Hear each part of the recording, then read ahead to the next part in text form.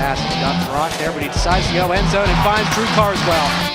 Just to the near side, has a seam, big block coming, and Walt Pegues.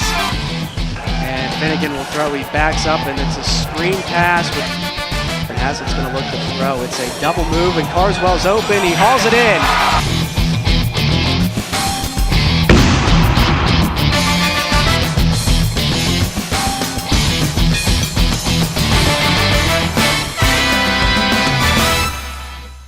Here come the Crimson Hawks for the first time in the 2015 season.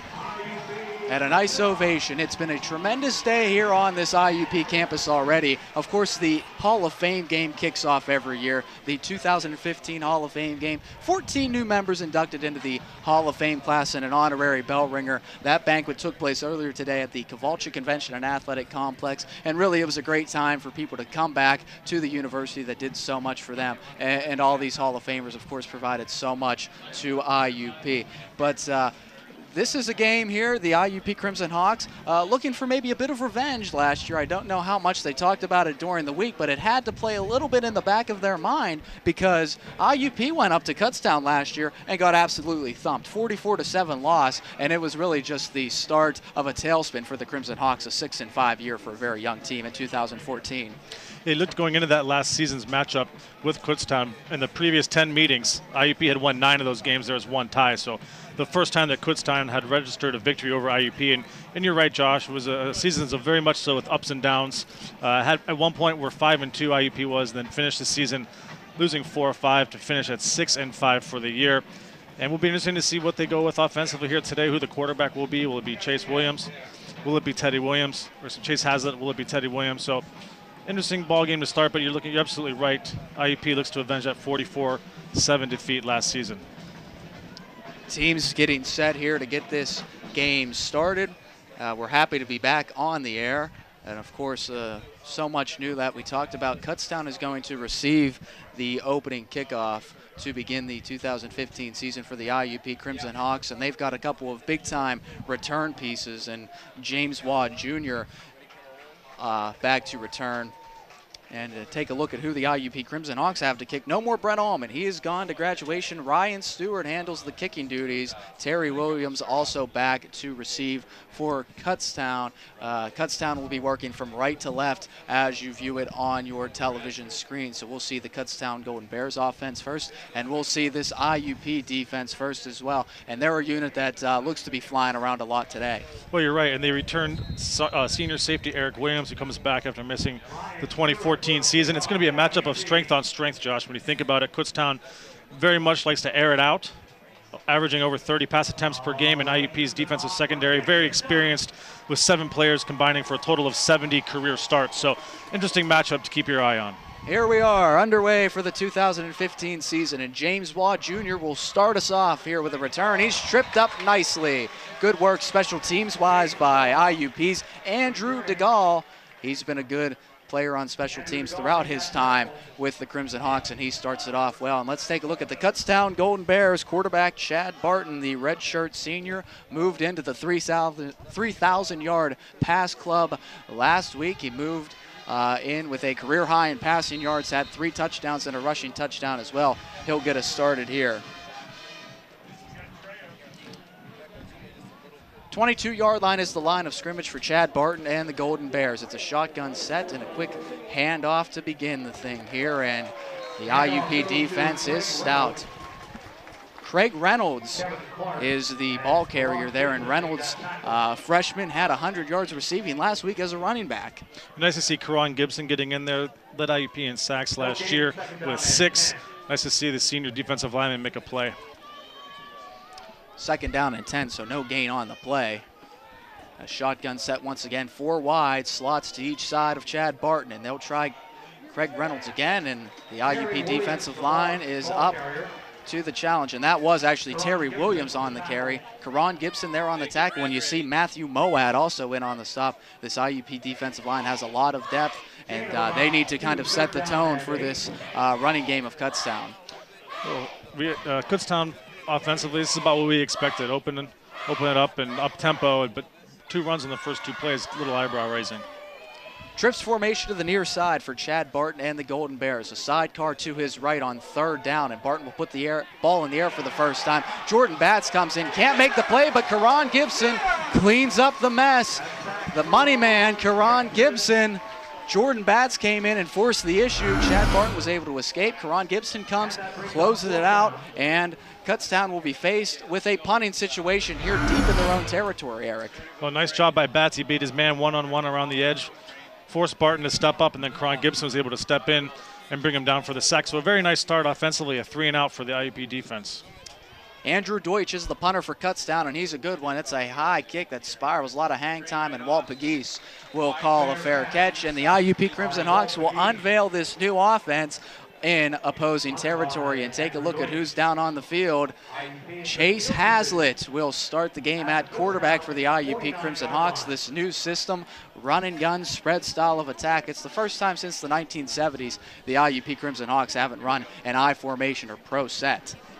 Well, Chase Hazlitt now, he's a returning starter. He started 10 games last year, played in 11 games.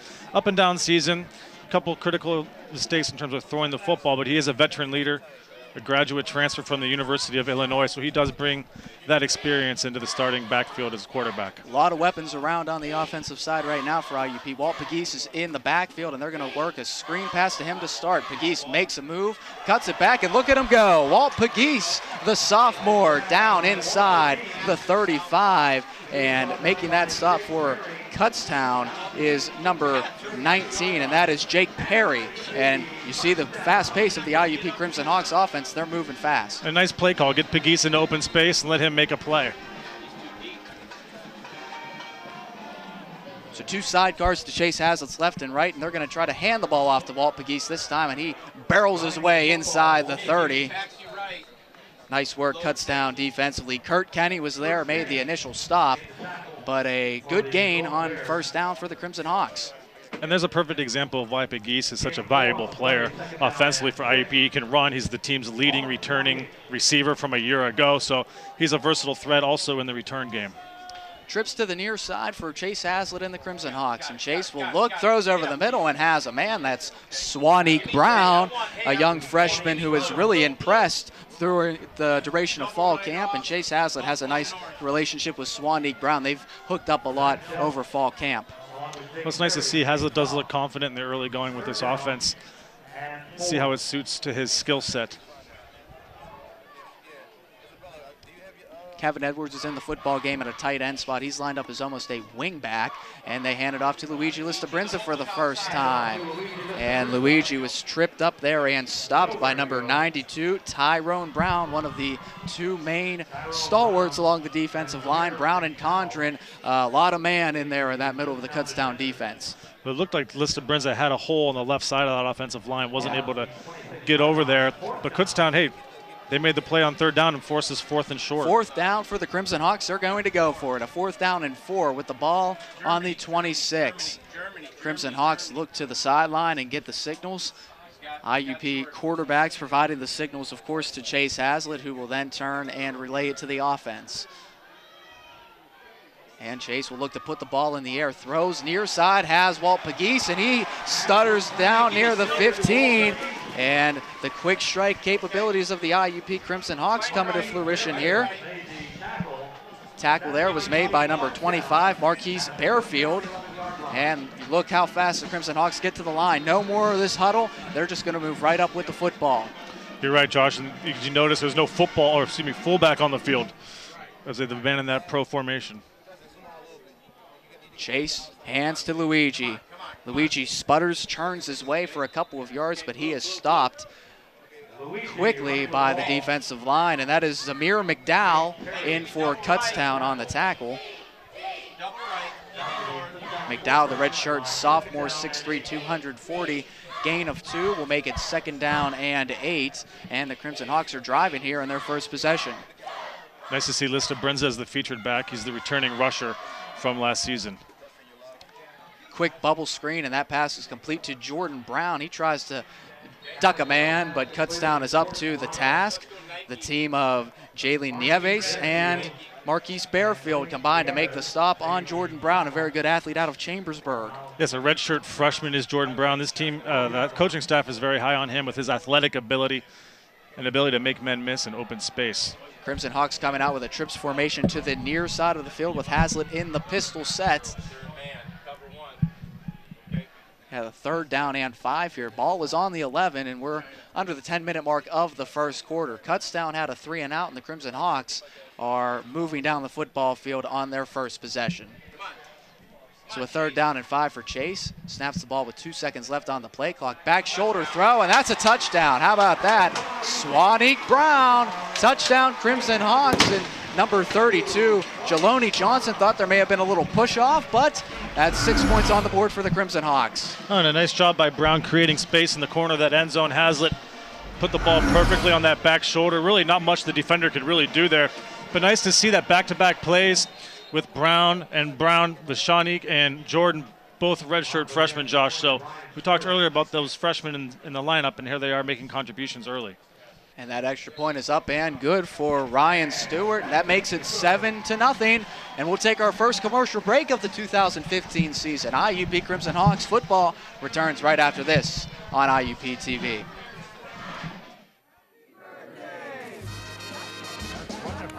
Thank you, dear, very much. You're welcome. Thank you.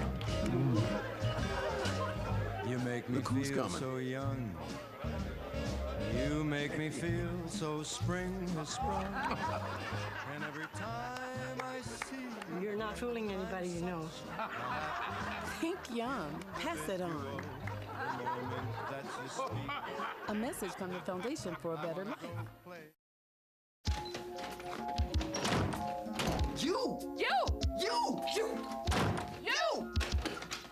Oh! Your fault. You! My fault? Your fault. Your fault. You're right. What? It's my fault. What do you mean your fault? You're right, it's my fault. Maybe both of us? Maybe just you.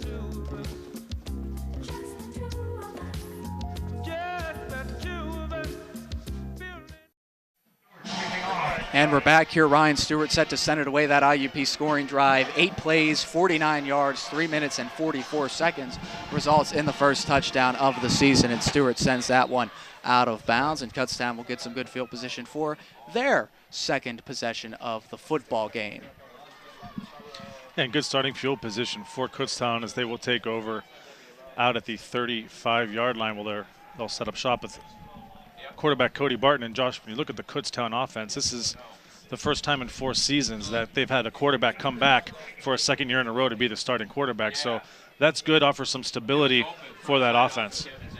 Yes, absolutely. And Kutztown, a team that likes to really throw the football, and you look at all the weapons, and it really makes sense why they do that. So the ball is placed on the 35, and we'll see the Kutztown Golden Bears for the second time today. And running back Craig Reynolds comes out to join Barton alongside James Waugh.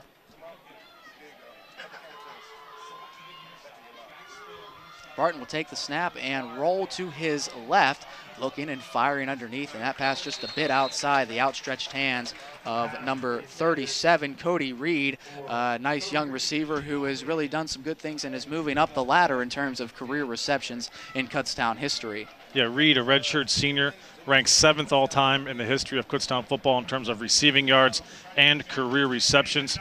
Between him, Kellen Williams, and Smith, the other wide receiver, they are a very talented trio. Barton will put the ball in the air once again. He steps up and has a little bit of running room, and he's walloped right near the marker. Looks like it's going to be just short of the first down, and Ronald Womack Jr. was there to make the stop for the Crimson Hawks from his cornerback spot. Eric Williams also closing in as well, and it's going to be third and about 1 yard. They have the ball on the 39-yard line, and Kutztown see what they can draw up for us here on this 3rd down and 1.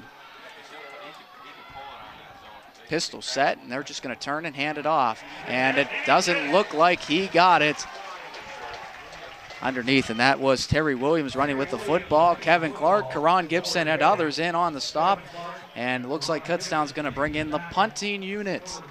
Nice job by Matt Moad as well, getting in there, causing some disruption. Him and Gibson both getting in there, and Moad coming off of a strong finish to what was a redshirt freshman campaign for him last year. So good to see him stepping up and continuing his progress from last year.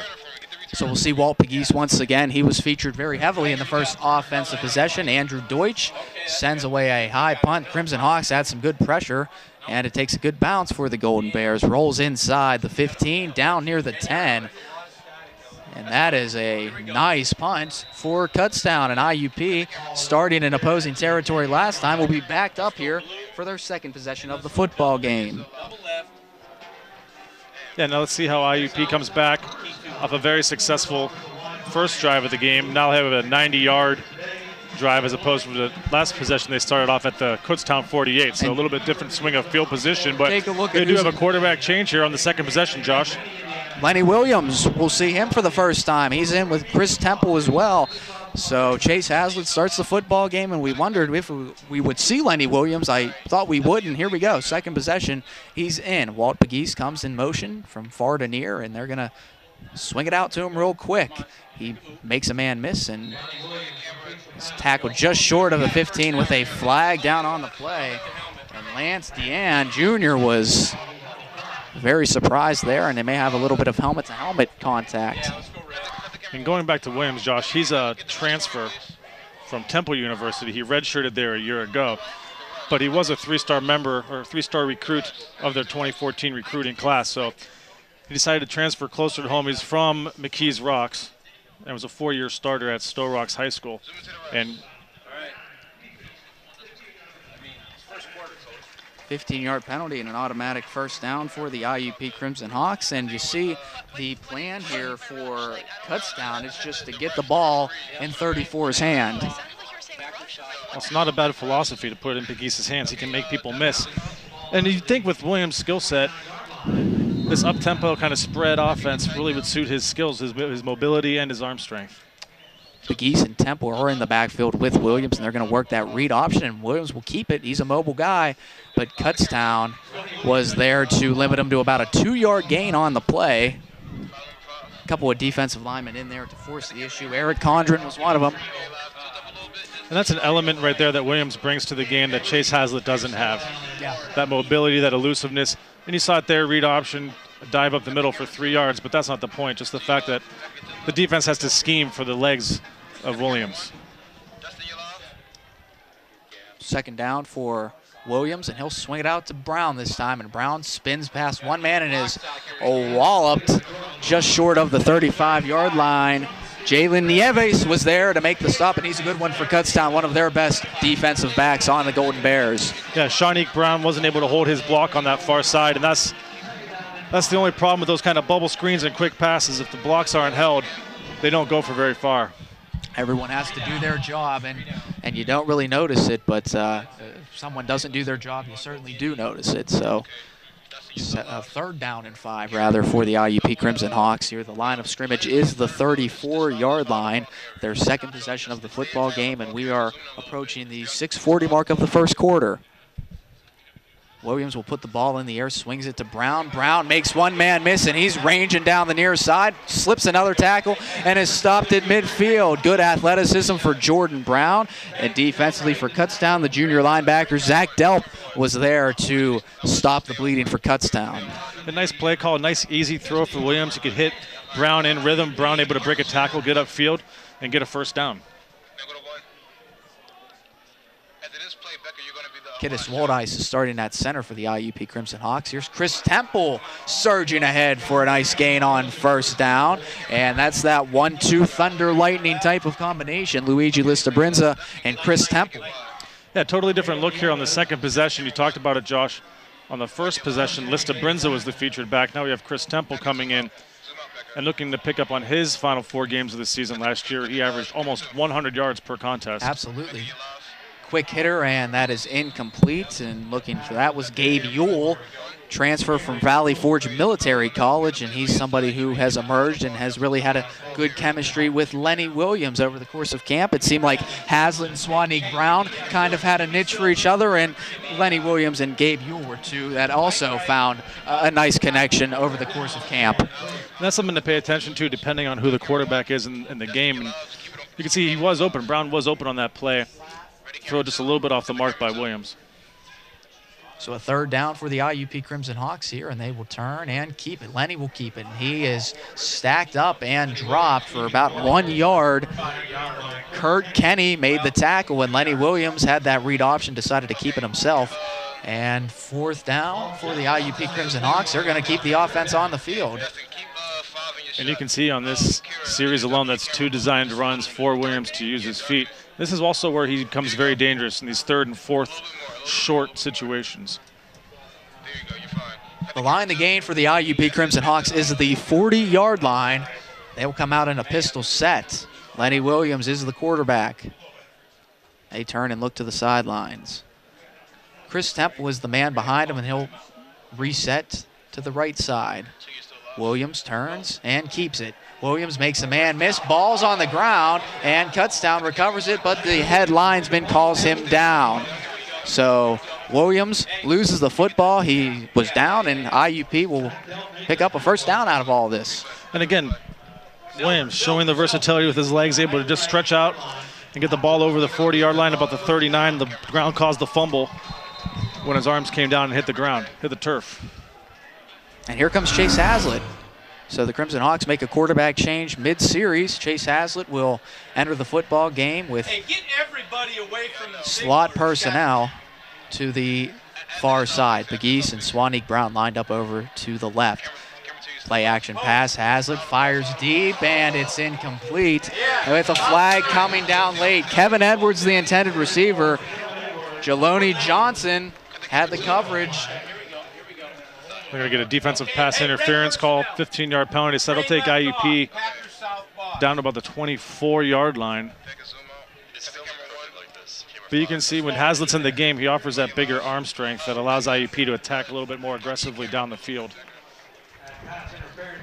Eric Green is the referee here this afternoon, and he calls that pass interference, gives IUP a nice chunk of yardage, and who's back in? Lenny Williams. So they'll certainly be keeping us on our toes, trying to figure out who's in the game at quarterback.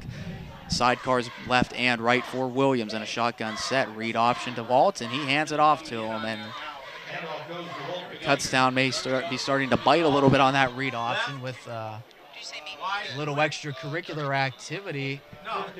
Eric Condren mixing it up with Ethan Cooper. Condren loses his helmet, so he's going to have to mosey his way on over to the sidelines. Yes, have to take one play off. That's the rule in college football. Helmet comes off, you have to take a play off as well. But no gain on that first down rushing attempt. Second down and 10. Williams sends a man in motion. Takes a snap. Looks, hands off to Chris Temple, and Temple maneuvers his way and sputters forward for a solid gain on first down. And Temple's a very good running back, 5'11", 220, and he uses his body well when he runs. And it's a good look between him and Luigi Lista-Brunza, 2 different style backs. Temple's more of the bruising back between the two. Ronnie Tomasetti is hobbling off the field. He got up gingerly, and he's making his way to the sidelines right now. So officials stop play for a moment, which is something the Crimson Hawks don't want, because you see just in the first couple of possessions, they get the football, and they are looking to move in a rather brisk manner. Third down for IUP. Brown will come in motion, and there's a flag down with some movement on the offensive line. Looks like Gabe Diaz was the guilty party there from his left tackle spot. And one of the things with a young quarterback such as Williams, you want to keep him in third and manageable situations. So now you're looking at going from a 3rd down and 4 to now a 3rd down and 9 because of that penalty. It almost assuredly makes you have to pass the football here. Penalty bakes it a 3rd down and 9 situation for the IUP Crimson Hawks. Line to gain is the 14-yard line. Lenny Williams conveying the signals. Looks like Kutztown's kind of loading up in the box a little bit there, and Williams will put the ball in the air. He's flushed to the left, and he's got really nowhere to go. And then look at that heads-up play by Lenny Williams to draw the defender in and fire it to Swanee Brown. That's the creative playmaking ability that Lenny Williams possesses, Eric. He does, but the Kutztown bench over there, the coaching staff is not exactly so sure that he did not cross over the line of scrimmage before he made that flip. You see, Williams was forced out of the pocket as soon as the play began. He got the ball and had to get on the move, and he was able to make something out of nothing there. So first down for the Crimson Hawks, and a high snap that Luigi Listabrinza. He will carry that football, and Kenny Williams made the tackle for Kutztown. They rotate a lot of players on the defensive side of the football, especially in the defensive backfield, Kutztown does. And a nice job by Listabrinza. Comes in, he shows that nice burst with that first cut, able to head upfield and pick up 5 yards. It's Luigi again spinning his way, but he's spun down by Jalen Nieves making the tackle. The junior 5'10", 205 is a good one from his free safety position. Yeah, came up, made a nice open field tackle by the ankles, stopped Listabrinza right there. Listabrinza tried to make the spin move and get out of it, but nice tackle. CJ Jackson is in the football game as a tight end. And Lenny Williams will keep it. He has a seam near the 10, and he's tripped up inside the 5. Marquise Bearfield made the tackle, and it looks like IUP will be about a yard short of the first down here, approaching the goal line, and they're going to keep the offense out on the field. They want the 6 points. Well, nice job by Kutztown defensively. They strung Williams out, didn't let him push upfield. They were able to collapse defensively and make that tackle. We got about a half a yard short here for IUP on 4th down. And CJ Odegbo thought that IUP may be attempting the field goal. He ran onto the field and was very quickly called off because I don't think they're using CJ Odegbo in any of these packages. You never know. Empty set for the IUP Crimson Hawks, and Kutztown needs to take a timeout and look at it. They didn't like the formation. So, Eric, let's go ahead and keep it here as we can talk about this game a little bit more. It was been off to a fast start because both teams are running plays at a rapid pace. 1:44 remaining in the first quarter. And take a look at what Kutztown did in their opener against Assumption College. And they lost to the Greyhounds 41-37. Talk about a forgettable third quarter for Kutztown. Listen to this, only 4 yards of offense in the third quarter. And you know how Assumption countered that was with 21 unanswered points to give the Greyhounds the victory at Kutztown. So Kutztown really needs to get a victory here today because if not, their confidence could be at an all-time low very early on in the season. Well, one thing to pay attention to, last week in the first half, Kutztown rushed for over 150 yards on the ground and actually held a 23-7 lead at home at halftime. And then the second half, they really deviated from the run, only about 25 total yards on the ground in the second half. And they decided to air it out a lot more. As you alluded to, Josh, 4 yards of offense in the third quarter, and Assumption scored 5 second-half touchdowns to take the lead, 41-37. That last touchdown coming with about 3.5 minutes left. But you look at the Kutztown defense last week, they gave up 2 touchdowns of over 60-plus yards, so they are susceptible to the big play. Something to pay attention to today with this new spread offense, but also look for Hazlitt to potentially push the ball downfield with his strong arm. Taking a look at some team statistics here, Crimson Hawks with 75 passing yards. They've amassed 35 yards on the ground and have run 22 plays already to Kutztown 6. So a 4th down and 1. IUP has the ball on the 4-yard line. It's an empty set. Kevin Edwards is the man. Lenny will keep it, and it looks like he powers his way forward. It'll depend on the spot. It's going to be very close, and look at this scrum here near the goal line. Referee's not really giving the Crimson Hawks a favorable spot according to the coaches here to the right. We'll see what the officials say. They're going to take out the chains and measure things here. Well, you got to give credit to the front line of the Kutztown defense. It would stuff the IUP offensive line, and really was difficult for them to even get that half yard. And you're right, Josh. It's going to come down to the spot, but from our vantage point, I'm not quite so sure that they got it. So So look- a huge stand defensively for Kutztown. So when you look at the keys to the game here for this one, I think one of them was to start fast for the IUP Crimson Hawks, and they certainly have done that regardless of the results of this measurement and it looks like they're a bit short. So Kutztown will get the football deep in their own territory, but IUP has ran a lot of offensive plays here, and they've got a good chance to get this new system under their belt in a game situation, because you can practice it all you want, but until you go out into a game and actually execute it in a situation like that, really things are just up in the air. Now you look at Kutztown, they've only got, for the entire game, 6 plays as of right now. So a couple 3-and-outs offensively, and now they're backed up in their own 4-yard line, 3-yard line. So tough spot for them. What they want to do here is at least try to get a couple first downs and flip the script a little bit on the field. So if they do have to punt, they're not looking to punt out of the back of their own end zone.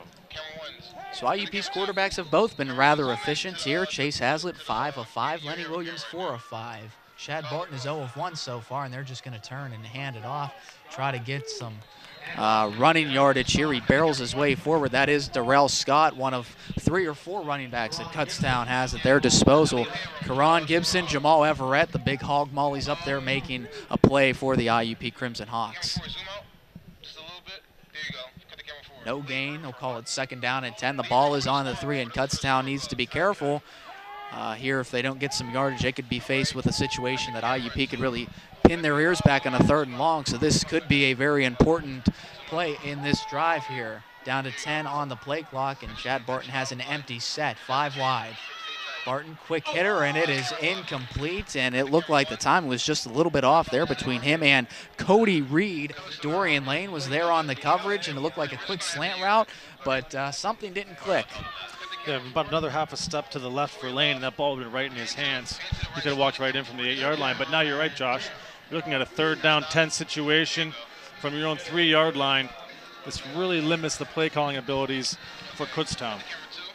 So the Golden Bears will have 2 backs in the backfield, that being Terry Williams and Craig Reynolds. Barton is in the shotgun.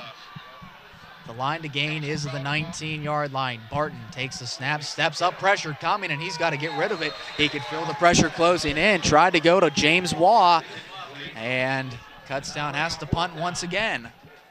A nice job putting pressure on the quarterback by Batts and Gibson.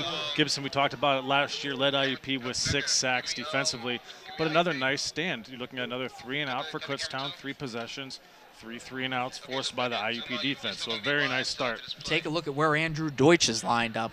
Feet right near that back end line, and he gets a punt that is rather short. We'll see if it takes another bounce like it did. And it takes an okay bounce, but IUP will still have the ball on this side of the field. Fans sitting on the right sides here tonight, getting their money's worth because all the action's been down here. Well, we talked about it both in the pregame and then right before the game started here, Josh, in the booth, about the importance of a quick start for IUP offensively. And you look at it, 2 of the 3 drives have originated in Kutztown territory. You have 1 touchdown. The second drive, you got all the way down to the 3-yard line before you were forced to turn the ball over on down. So nice start offensively for IUP as Hazlitt has returned to the quarterback position. Line of scrimmage is the 48-yard line, and Luigi Listabrenza moves forward for about 4 yards. Ronnie Tomasetti makes the tackle for Kutztown, and here come the Crimson Hawks. This is fun to watch here. Before, the Crimson Hawks would slowly saunter back to the huddle, and now they can just move right up with the football. Hazlitt will hand to Luigi once again, and Luigi is popped there. Going to be just short of the 1st down, and marking it there is Tyrone Brown, a big man along the defensive line. The defensive line has been active for Kutztown here, but IUP continues to just chip away with quick hitting plays. Now you look at it's a 3rd and very manageable. That's going to take us to the end of the 1st quarter, but a nice job offensively by IUP. Balanced attack between the run and the pass. Very nice start to the 2015 season. 1st quarter is over, so we'll step out. It's IUP 7, Kutztown nothing. We're just getting started here on the Crimson Hawks Sports Network. We'll be right back. Students in communications media at Indiana University of Pennsylvania can focus on a variety of areas, including media promotions. Our promotions students learn their skills by working in a hands-on environment, gaining real-world experience. They learn how to use media to promote, produce, and manage events and how media organizations operate.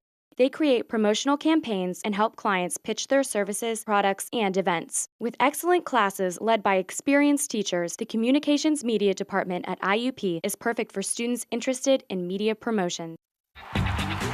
We have so much to celebrate in Division II, but we're especially proud of our commitment to Make-A-Wish. Division II student athletes have led a 10-year initiative to raise funds and help grant wishes of children with life-threatening medical conditions. Nearly $3 million have been raised, and hundreds of children's wishes have been granted. We play hard, we work hard, and we support others in need. Why? It's simple. Because we care.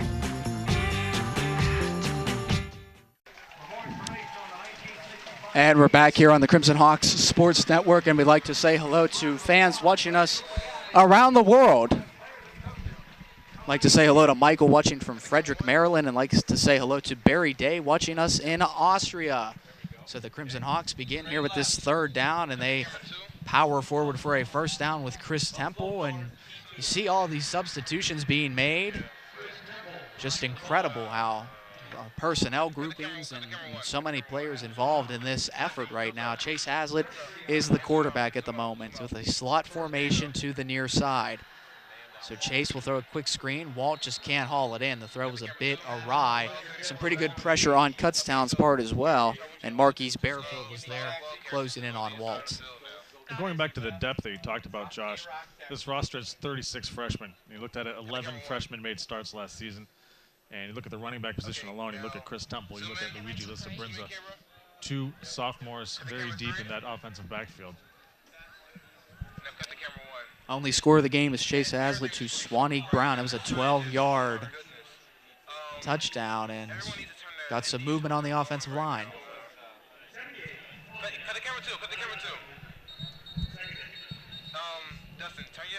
Player is down and on the turf on all fours. Can't see a number right now, but the training staff is going out to take a look at him. I believe it is number 52. No, it's not 52. 57 is Adam Crowder.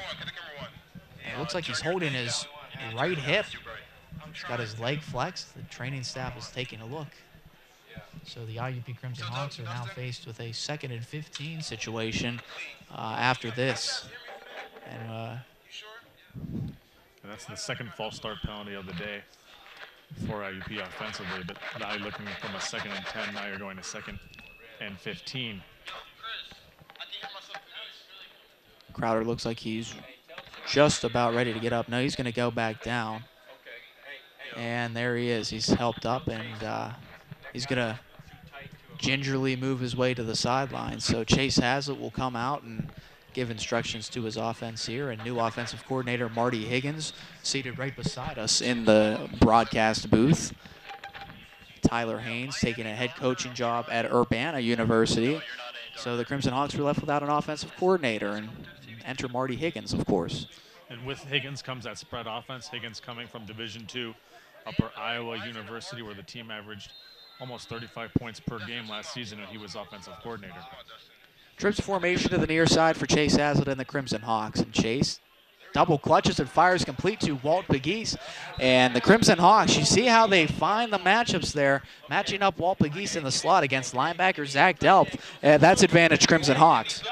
You can see Pegues is a focal point of the offense. Does a nice job, goes up, catches the pass, able to head upfield and pick up a couple more yards. And now you have a 3rd and manageable, 3rd and 4. Nice job by Pegues. And nice recognition as well by Chase Hazlitt. Crimson Hawks spreading the ball around nicely. 3 receptions each for Walt Pegues, Swanee Brown, and Jordan Brown.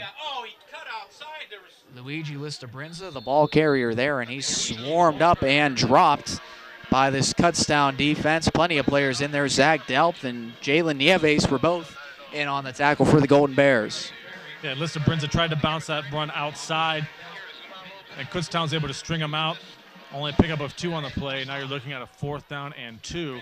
And IUP clearly not very comfortable with their kicking game at this point. They're passing up a 42-yard field goal attempt. Crimson Hawks already 2 of 3 on 4th downs right now, and Crimson Hawks are trying to get everything set here. The play clock is winding down. Chase gets set, and they're going to have to burn a timeout here. They're down to 3. 2. Let's see. And nope, they have to get a timeout.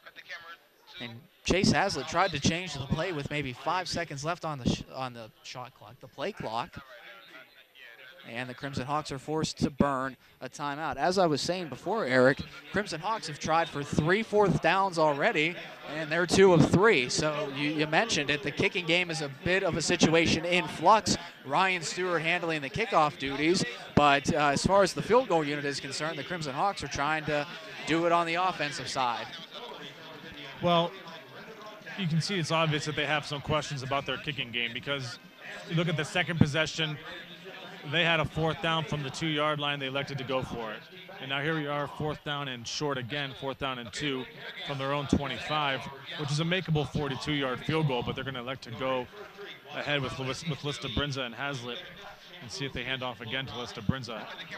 But it makes you wonder, because that's 6 possible points that they could be leaving on the field, but their running game has been very strong today, so let's see what they do here on 4th and short. So it is a 4th down and short for the IUP Crimson Hawks, and Kutztown will come out defensively in their 100th season of football. The Golden Bears, 355, 430, and 23 all time, and Chase will keep it, and looks like he does pick up a 1st down, so Chase Hazlitt decides to use his legs and get in on the running action, and Crimson Hawks pick up another 1st down, and they've run a lot of plays here. It's going to be play number 30 here in the first half. Well, that's what the advantage is to that up-tempo offense with that spread offense. If it's going well, you're going to run a lot more plays than your opponent. And nice job there by Hazlitt using his feet just to get enough yards, pick up 3 on 4th and 2 to get that 1st down. Hard count for Hazlitt and the Crimson Hawks. It's a slot formation to the far side of the field. Kutztown looks like they're pressing a bit here as far as their defensive backs are concerned.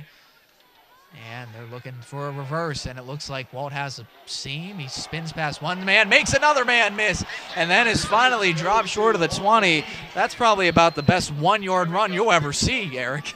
Yeah, very nice job, very elusive run by Walt Pegues. That was definitely a possible 4 to 5 yard loss there. Could have been a 2nd and 15, and you lose some momentum. Those reverse plays are always kind of dangerous when you look at that possibility of lost yardage. But nice job by Pegues. Made 2 men miss, able to get positive yardage out of it.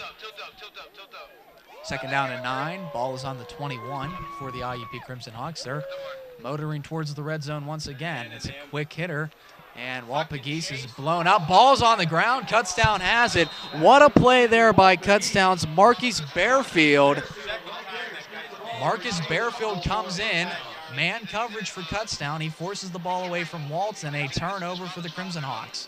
That's a situation where Hazlitt has to recognize the coverage. He had press coverage on Pegues. He went to that one-on-one pass, and a nice job by Kutztown, able to force the fumble and able to make the recovery, but Hazlitt has to recognize when Kutztown is in that press coverage to look for other receivers.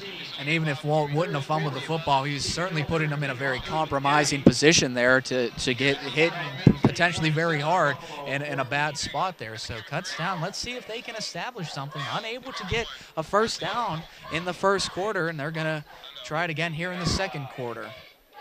Bit of an option look, and James Waugh Jr. will churn forward. He's driven backwards by Jordan Batts, who's been an active force here along the IUP defensive line. Steve Franco also in on the stop. Let's see if Kutztown starts to focus on that run a little bit more with Waugh, also freshman running back Craig Reynolds, because they've had much success with that, especially in the first half last week against Assumption. So 2nd down and 5. The line of scrimmage is the 27, and a quick throw that is complete. Nice work by Kutztown, and a 1st down to Kellen Williams. And so the Kutztown Golden Bears are moving here. Williams, a preseason All-American and returning All-PSAC East performer. Very, very capable wide receiver, and a quick pass by Barton. Kutztown returns 9 starters offensively from a year ago, including Chad Barton and Kellen Williams.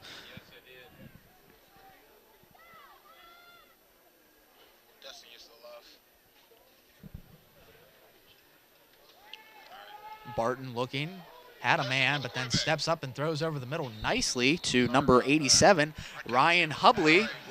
And Kutztown has a litany of wide receiving options. Hubley probably down number 4 or 5 on the depth chart, coming in the slot there. Now you can see Kutztown starting to build some momentum offensively, a couple quick hitting plays.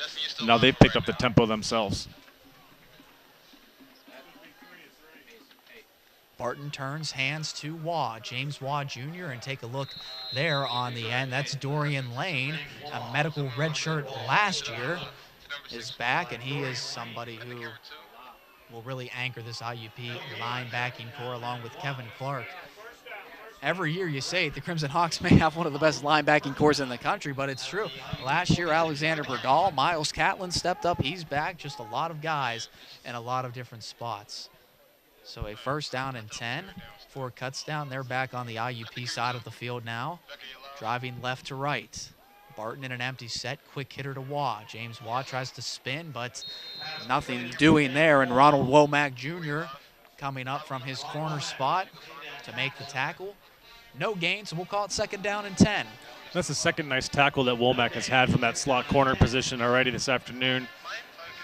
Kutztown's looked to focus on him and isolate him in one-on-one coverage, but he stepped up both times and made nice open field tackles. Chad Barton now 3 of 6 on the day for 25 yards. Comes out with a slot formation to the near side, sidecars left and right. Line of scrimmages of the 46. Takes the snap, turns and fires, and Eric Williams blows that play up very nice, but Ryan Hubley was able to hold on nicely in a short gain, call it gain of 3, bring up a third down and long. And nice to see Eric Williams get in there, stick his head in there. He's coming back after a missed season in 2014.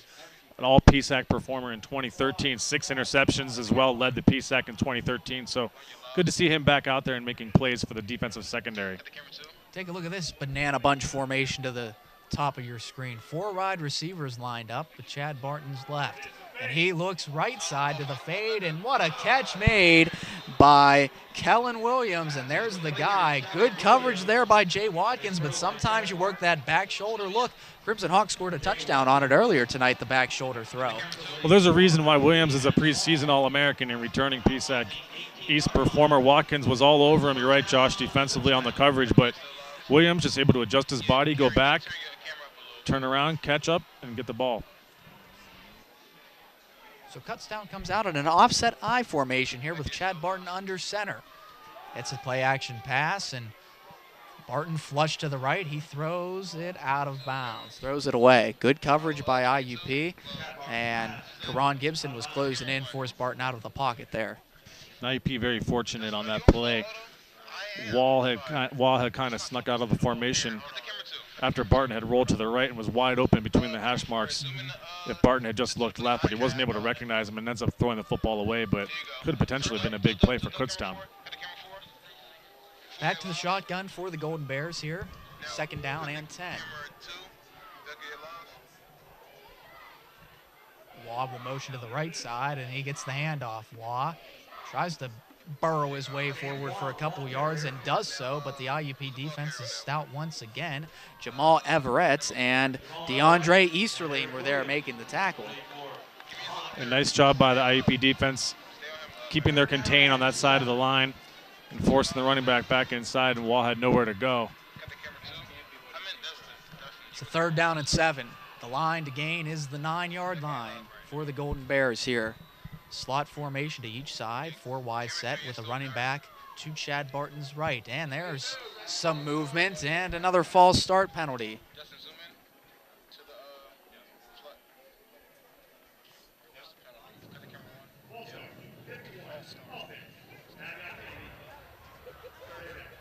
That penalty on Mike Italiani, a freshman left guard there for Kutztown, 6'3", 280, jumped a little early, and now Kutztown backs up 5 yards for a third down and 12.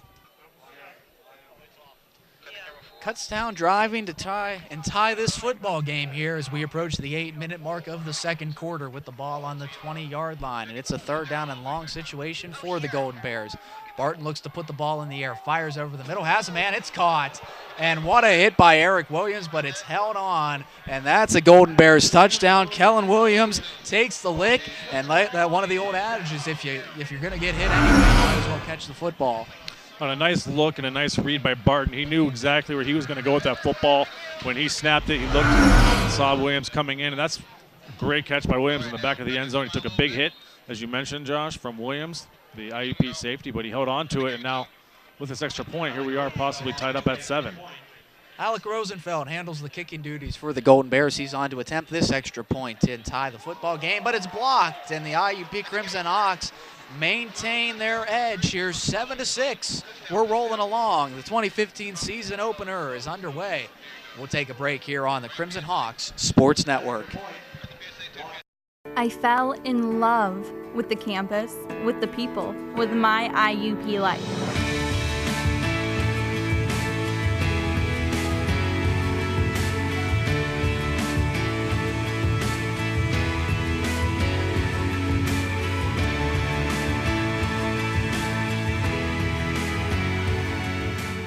See it for yourself. Visit us. Indiana University of Pennsylvania. Find your success. Success. We see it every day. Hundreds of majors and programs, bachelor's degrees to PhDs, small classes, internationally known faculty who are committed to your success. Real-world experiences to guide you on your career and life path. An alumni network 120,000 strong. I'm IUP President Mike Driscoll. Visit us. Find your success at Indiana University of Pennsylvania.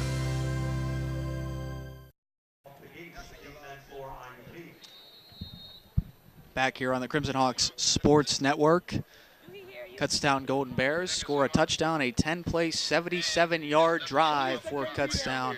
Gets them their first points of the game here today. We'd like to thank the IUP Center for Media Production and Research, Director Najee Poles and Colton Warner, Bill Klein, Curtis Brown, Amanda Dunlap, all back in the control room helping us out here.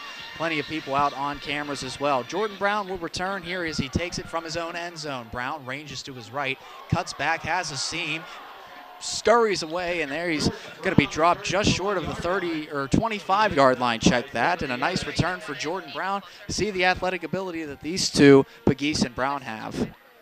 Yeah, potentially a pair of game changers. You look at Brown, a redshirt freshman. You look at Pegues, a sophomore. So definitely some big play-making ability that'll be here at IUP for the next 2 or 3 seasons. And now Josh Hazlitt is back off the field as quarterback as Lenny Williams has come back on to replace Hazlitt here. Both offenses have been rather efficient. Kutztown efficient their last drive. They struggled to get a first down, but IUP has been rather efficient all day long. Here with Lenny Williams in at quarterback. Turns and hands to Temple, and Temple breaks a tackle and is down near the first down marker. A nice solid gain of 9 yards on first down. A nice job by Temple, able to break the tackle and get upfield for a pickup of 9. They're going to pick up a first down, actually. They give him a first. It's a 10-yard gain. Hey, you look at Temple, he's picking off from where he left off last year. Kind of took over the reins from Louis Brinza, averaging almost 100 yards per game over the last 4 contests for IUP. Pretty good line for Chris Temple so far, and he will not add to it here as Lenny Williams pulls the ball down on the read option. And that's the problem when guys like Chris Temple and Luigi Listabrinza are ripping off big gains on the run. Lenny Williams can pull the ball and take it himself. A nice recognition on the pre-snap read. On that read option, the defensive end bid on the fake, and then Williams is able to bounce it outside and pick up 10 yards and pick up the first down. And that's just that element, that threat of the legs, the threat of the run for Williams adds a new dimension to this offense. Lenny turns and hands to Chris Temple, and Temple's got another seam, and look at him burst down the near side. Temple down inside the 20, and he's finally dropped. What a day so far for Chris Temple. That's only his 5th carry of the game, Eric. Very nice carry by Temple, able to get outside and then get the defenders. Get down to the 20-yard line, and you're right, Josh. This offense is flowing very nicely now with Williams back in there at quarterback. Listen to this line for Chris Temple. 5 carries, 67 yards. That's 13.4 yards a pop for Chris Temple. And now Luigi Listabrinza comes in to give him a spell, and Lenny can't handle the snap, but he takes it on the broken play and tries to get past one man, but he's tripped up. And Lenny did a nice job trying to make something out of nothing, but Kurt Kenny was there to derail the efforts there for the Crimson Hawks. Yeah, play got off to a slow start with the mishandled snap by Williams. Williams tried to use that speed to get around the outside, but you got to give credit to Kenny. The defensive back for Kutztown stuck with it, got past that stiff arm, and was able to bring down Williams by the ankles.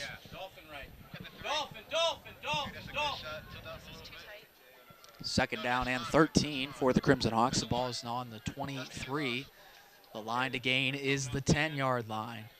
And Chris Temple makes the play happen, and he's going to take it in for a touchdown. Some communication issues up here for the IUP offense, but IUP benefits off of it with a touchdown. 23-yard run for Temple. Very nice job. Puts him up to 90 yards on the day and a touchdown.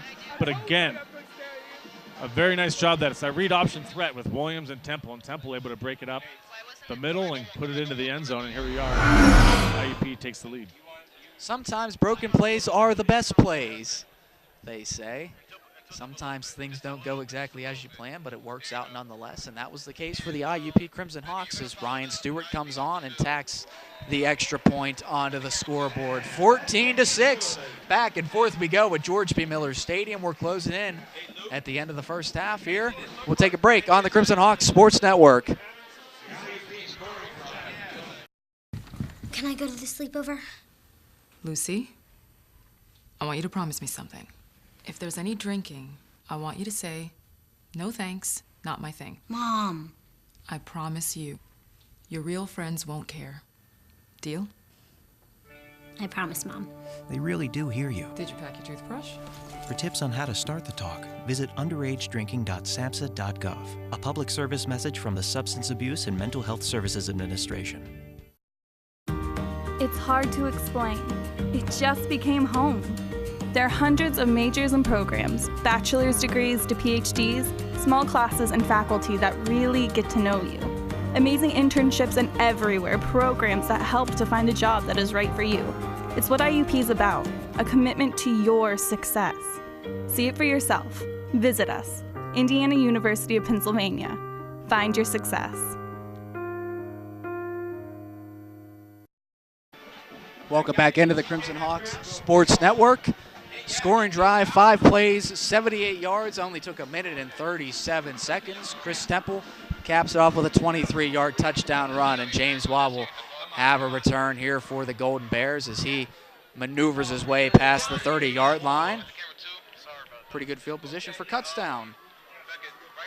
And let's see if Kutztown can respond now to the IUP touchdown with, look at the last possession offensively for Kutztown. After a slow start in the first quarter, a couple big pass plays of note, especially to Kellen Williams, including that touchdown pass from Barton.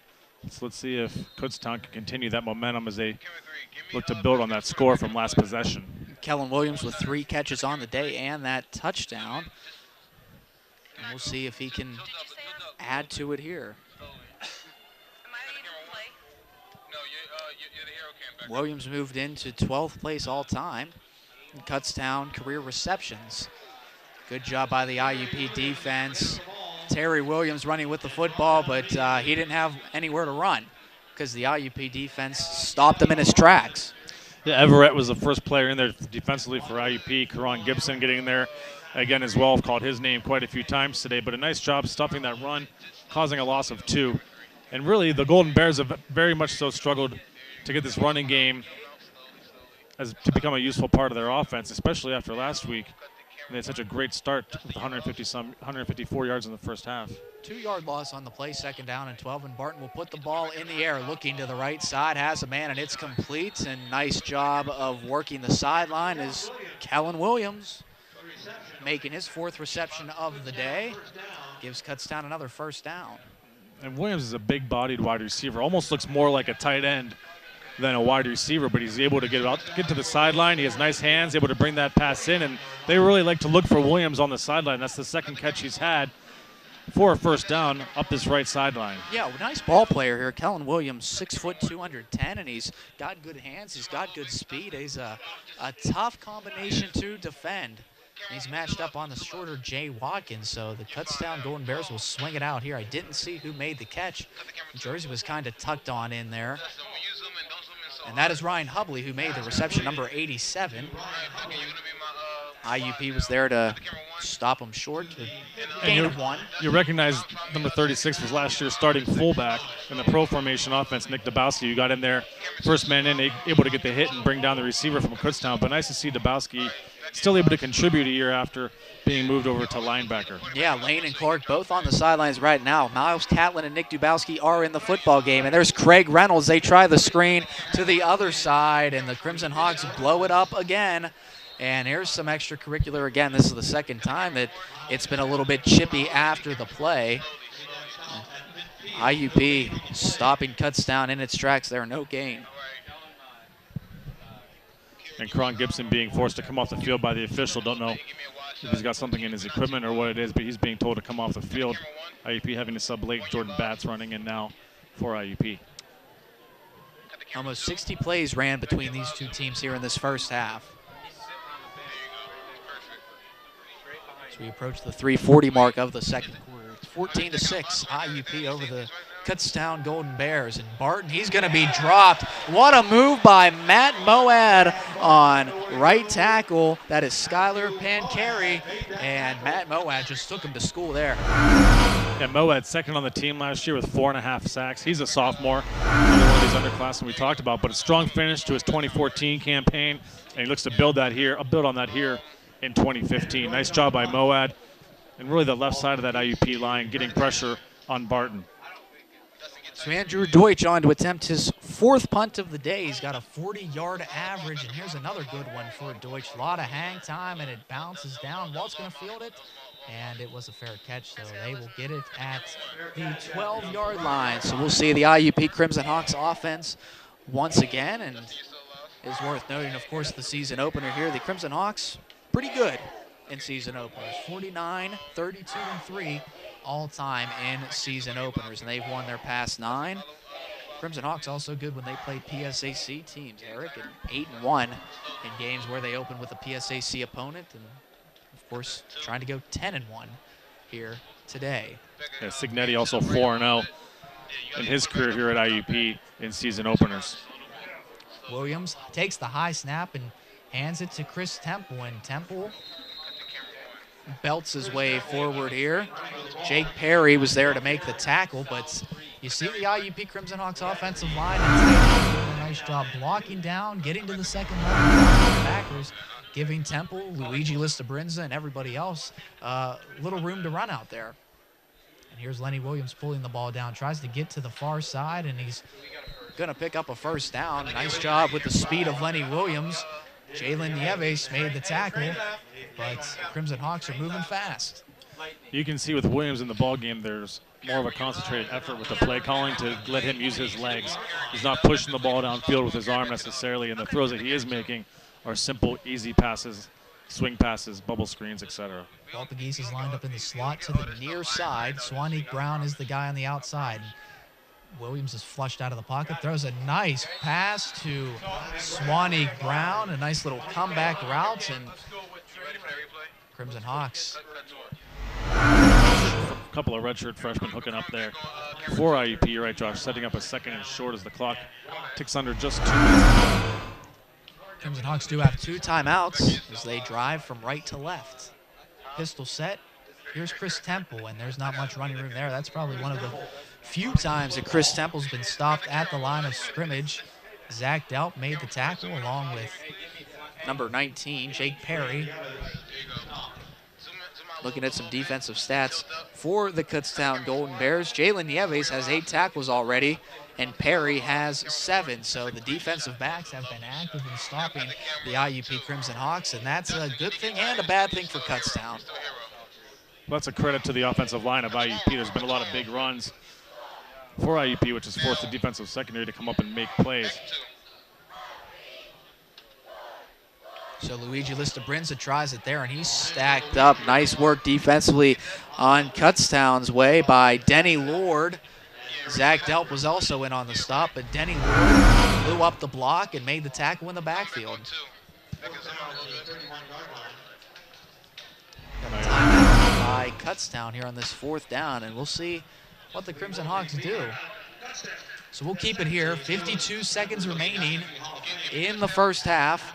And we will be keeping it here at halftime as the IUP Athletic Department honors the 14 Hall of Famers plus the honorary bell ringer here. A lot of guys from the football team. If we could take a look here at the Hall of Fame inductees here. Plenty of guys and gals that are going to be honored. It's the 20th all-time Hall of Fame class in IUP athletics history. And Interim Athletic Director Steve Roach said at the banquet, and I agree with him wholeheartedly, there's a rich tradition of athletics here at IUP, and it's people like this, the Hall of Fame inductees, that make it the tradition that it is. All people who have been all-region, all-conference players, led teams to PSAC championships and national finalists, and just a long list of accolades for these Hall of Fame inductees. Yeah, IUP has a very strong tradition of athletics, especially here at the Division II level. They've succeeded in many sports, and it's good to see them come back and give something back to the university, especially at the beginning of the season. Brings more people here to the stadium, and it's definitely an event to celebrate. Jordan Spangler will punt for the Crimson Hawks, transfer from Mercyhurst University, and Spangler hits a floater that gets a nice bounce. Kutztown had some good pressure, and they're going to down it inside the 30 to the 29. So 40, make it 38 seconds to work with as they take a couple of seconds off late there. 38 seconds remaining in this first half. Kutztown has one timeout to work with, so we'll see what they can draw up here and see if they can get something heading into the half. Yeah, it'd be interesting to see how aggressive they get here with Barton at quarterback. As you talked about it, Josh, 38 seconds left to go at their own 29-yard line. But we've seen them make big plays, notably to Kellen Williams up the sideline a couple times as he split out wide here, going up against Jay Watkins to the right of Barton. Williams has certainly been a good force here today, and he was a big force last week as well. 9 catches for Kellen Williams last week. That was 3rd in the PSAC. Barton flushed immediately. It's picked off by Matt Moat, and he's going to take it to the house. The former tight end showing off the hands, and look at the swag from Matthew Moat, the big guy. Touchdown, Crimson Hawks. Nice hands by Moat, slides out into the flat. Able to pick it off, tiptoe up that sideline there for a 20-yard interception return for a touchdown. But nice job by Moat, nice body control after making the pick, and IUP. Costly turnover there by Barton. You gotta love it for Matt Moat, one of the funniest guys on this IUP roster, but boy, can he play football, and he's all amped up down along the near side. Take a look, yelling at the Hall of Fame class. They love it. Ryan Stewart will come on, and what a script there. We'll see if Kutztown could try to tack on some points, but it's instead the IUP Crimson Hawks who score before the end of the half. 30 seconds to go in half number 1 of the season opener. We'll step out, come back with the conclusion of the first half here on the Crimson Hawks Sports Network. Think of the NCAA as a marching band. We wouldn't stop with halftime. We'd be full-time. Celebrating student athletes in everything they do. Okay, so don't think of us as a marching band. Think of us as a spirit squad. Well, just know we're always there for student athletes. The brain is a remarkable organ. It's almost infinite in its capacity. Its ability to reach its full potential is limited by only one thing: the heart. For if the heart isn't fully engaged in what you're doing, if you have no drive, no passion, the brain will simply go through the motions. Find your success at Indiana University of Pennsylvania. And we're back here on the Crimson Hawks Sports Network. 31 seconds remaining in the first half, and Matt Moat electrified the crowd and electrified me up here in the broadcast booth. That was an exciting play for Matthew Moat. Yeah, and from the perspective of the Golden Bears, that's the gamble that you're going to take when you're being aggressive from your own side of the field with under a minute left to play. Terry Williams has some space here on the far side. He slips a man and is dropped at the 30-yard line. A 23-yard interception return for Matt Moat.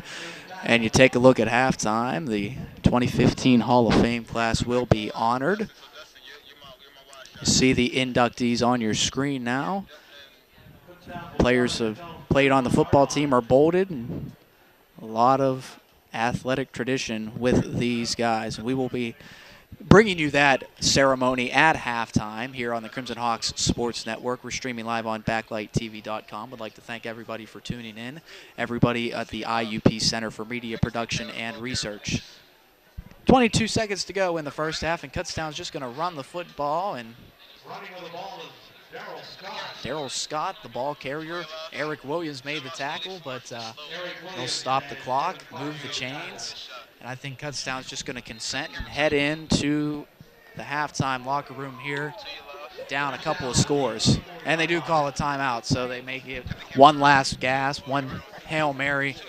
And Kutztown lets some time tick off the clock before calling a timeout. It's like, if you're going to call a timeout, you might as well want to preserve as much time as possible. You want to do it right away.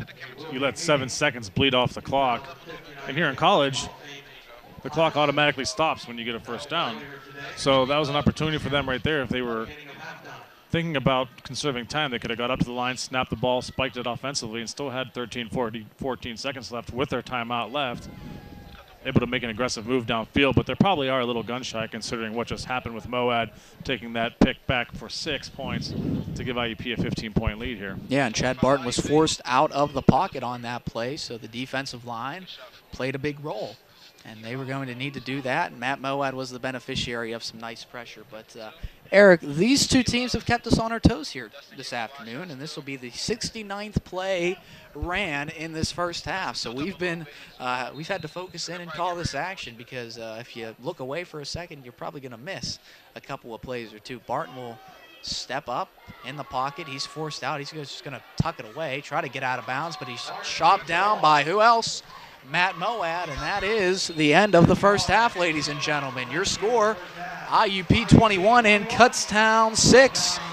We'll have the Hall of Fame ceremony for you. We'll have a performance from the IUP marching band. Then we'll come back with halftime stats, some scores around the PSAC, and analysis.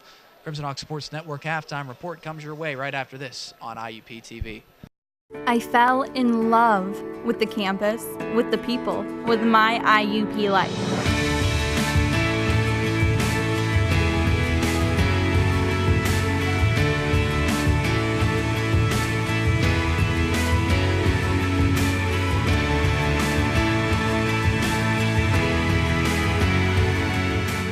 See it for yourself.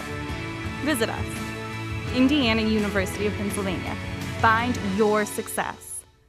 Back here on the Crimson Hawks Sports Network, second half just about to get underway as the teams have returned from the locker rooms to warm up and get set to go. And Eric, we'll take a look at some halftime statistics here before we get set. We'll start with the scoring summary. Things got started, 9:38 to go in the first quarter. Swanee Brown caught a 12-yard back shoulder fade from Chase Hazlitt. Ryan Stewart made the extra point, made it 7-0 IUP, but Kutztown would counter back in the second quarter as Kellen Williams caught a 23-yard bullet pass from Chad Barton right over the middle. The extra point was blocked, though, so IUP kept the lead at 7-6. Then Chris Temple, 23-yard run. He was active that entire drive, made it 14-6 in favor of the IUP Crimson Hawks. And then the coup de grace of the first half, with 31 seconds to go, Matthew Moad, a 23-yard pick six, made it 21-6. And that's where we stand at that point, Derek. Let's go ahead and go over some team statistics for the first half of play.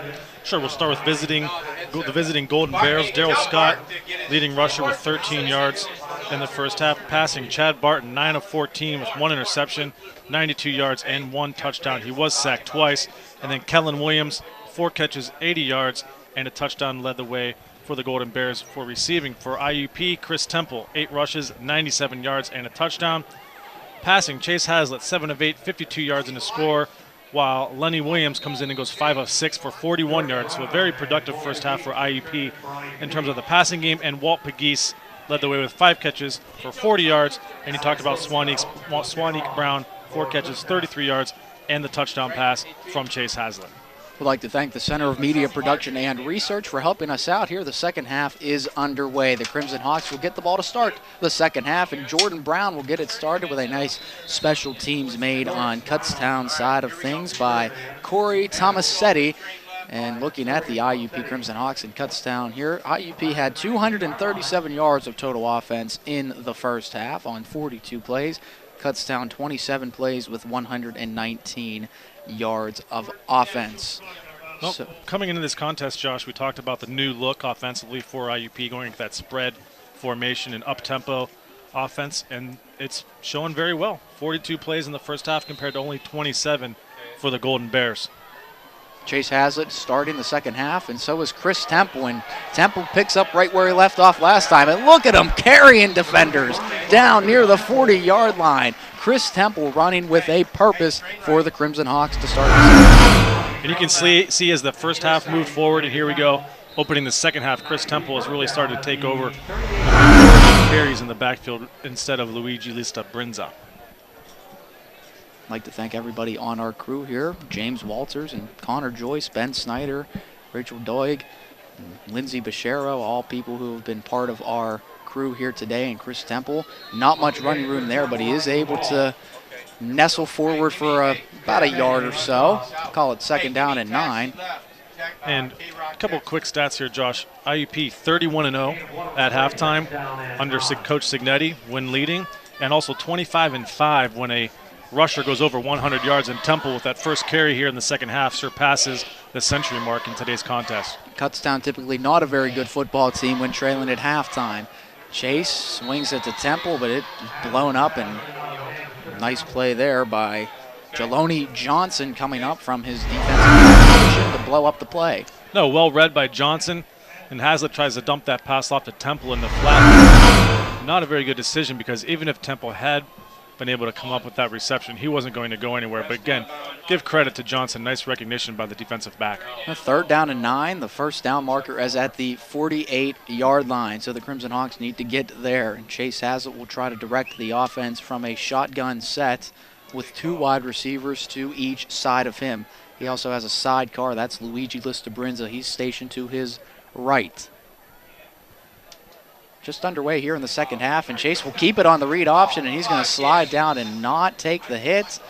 Kind of a smart play by Chase not to potentially fumble the football, but he's going to be marked short of the first down marker.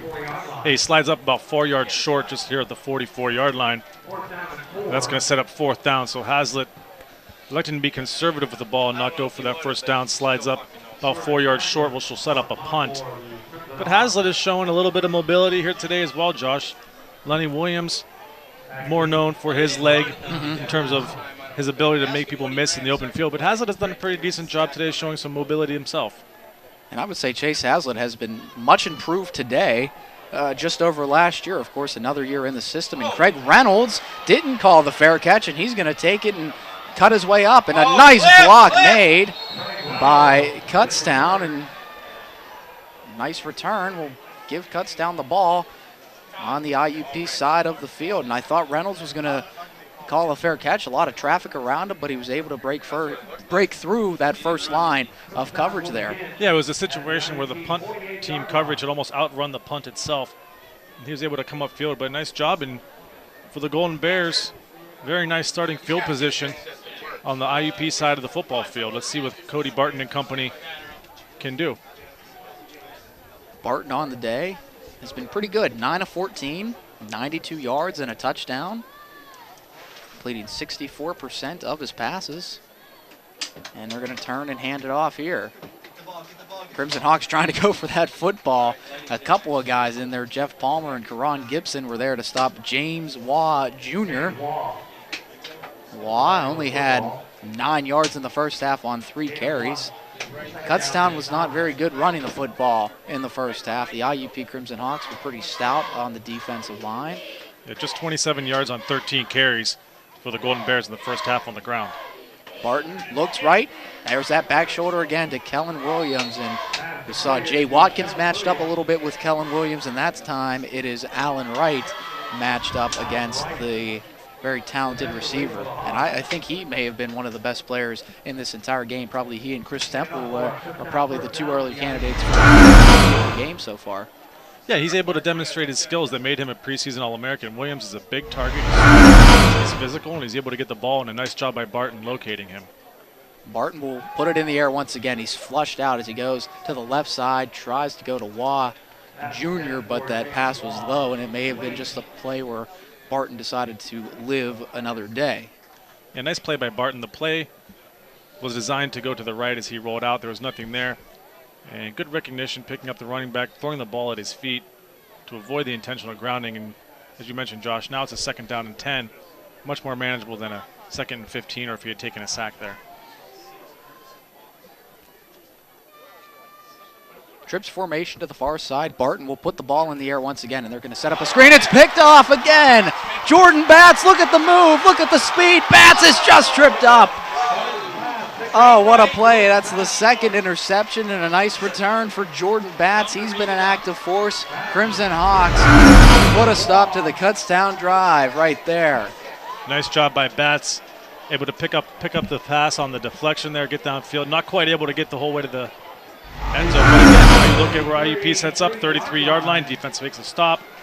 See if they can build on this 15-point advantage.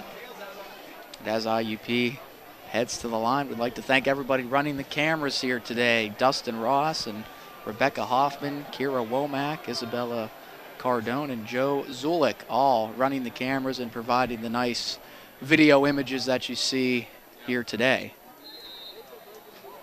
Lenny Williams and the Crimson Hawks offense back out on the field, and Williams will keep it on the read option, and look at the space. Lenny Williams, that's what he does. Touchdown, Crimson Hawks. 33 yards, Williams off the left side. Again, that read option, nice recognition by Williams. And once he gets into that 2nd level of the defense, he's gone. There was no safety there to bring him down, but nice play by Williams, and that's that added dimension that he adds to this offense. And I really have to think guys like Chris Temple or people who have set that up. So many times you have players in those runs, IUP getting 10 yards a pop in the running game, and they start to key on that run. Williams just pulls the ball, takes it himself. He did that a lot at Stowe Rocks High School and had almost 3,000 yards rushing at Stowe Rocks, and that extra point is no good. So make it 27-6, and we're going to take a break here. 11:58 to go in the 3rd quarter. The Crimson Hawks are on the scoreboard. We'll be back with more IUP football after this on IUP TV. Think of the NCAA as a marching band. We wouldn't stop with halftime. We'd be full-time, celebrating student athletes in everything they do. Okay, so don't think of us as a marching band. Think of us as a spirit squad. Well, just know we're always there for student athletes. The brain is a remarkable organ. It's almost infinite in its capacity. Its ability to reach its full potential is limited by only one thing: the heart. For if the heart isn't fully engaged in what you're doing, if you have no drive, no passion, the brain will simply go through the motions. Find your success at Indiana University of Pennsylvania. Welcome back to the Crimson Hawks Sports Network. And Eric, we've got a developing situation here. The IUP Crimson Hawks coaching staff having some headset issues.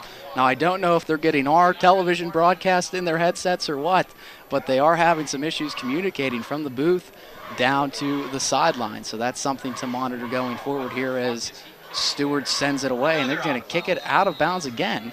So Kutztown will be set up, and while we have a little bit of time, Eric, let's take a look at the games played here in the PSAC today. Plenty of games that are already concluded. Of course, Mercyhurst defeating Westchester in a thriller 37-35. Shippensburg victorious over Edinburgh 20-13. And Gannon takes it to Cheney 44-7. Bloomsburg 20 and California 13. That is a final. Lock Haven and Seton Hill playing. Of course, Kutztown and IUP. And then the game tonight, a nationally televised game between Slippery Rock and East Stroudsburg. Yeah, interesting note to this matchup today. It's even though this is a PSAC game, Kutztown is in the Eastern Division, so this is a crossover game, as likewise with next week's game versus Lock Haven, but they do not count in the conference standings, these crossover games, so essentially they're basically a non-conference game on the schedule. This is the 12th all-time meeting between these teams as well, and there's the aforementioned Kellen Williams, with a nice timing route with Chad Barton. IUP has dominated in this series. Last year, Kutztown finally was able to get a little bit of traction, but all time, Kutztown trails in this series 1-9-1 all time against the Crimson Hawks. And the first meeting that these two teams played back in 1950, it ended in a tie. So that was a way to start off this series the right way. Barton, draw play. And moving forward, there's Darrell Scott. Miles Catlin in to make the tackle. Nick Dubowski also in the football game. So you see, we've said it a couple of times here, Eric, and Kutztown does the same thing. A lot of people and a lot of personnel changes for both of these teams, trying to keep everybody fresh. And when you have so many starters and so many players with experience, you want to try to get them reps in the football game for sure. No, absolutely, and that's one of the benefits of the spread offense, the up-tempo system that they have. Many players are going to need to come in because you're going to get a lot of guys that are tired. And here's a wide open receiver taking it down inside the 20. Eric Williams was misaligned there, and Cody Reed took advantage. Chad Barton took the ball, threw it. It was a little bit low, so we'll see whether Reed made the catch, but he did, and had some nice yards after the catch as well. Yeah, IUP's defense has done a very nice job of contained Reed, the 7th all-time leading receiver in Golden Bear history, and that's only his second catch this afternoon. Here's Craig Reynolds, and he is swallowed up. Nowhere to go. Look at this. 4 players in on that particular tackle for the IUP Crimson Hawks, and they've really set the edge and dominated the trench war. The IUP defensive line has pretty much gotten the better end of the Kutztown offensive line in the running game so far here today.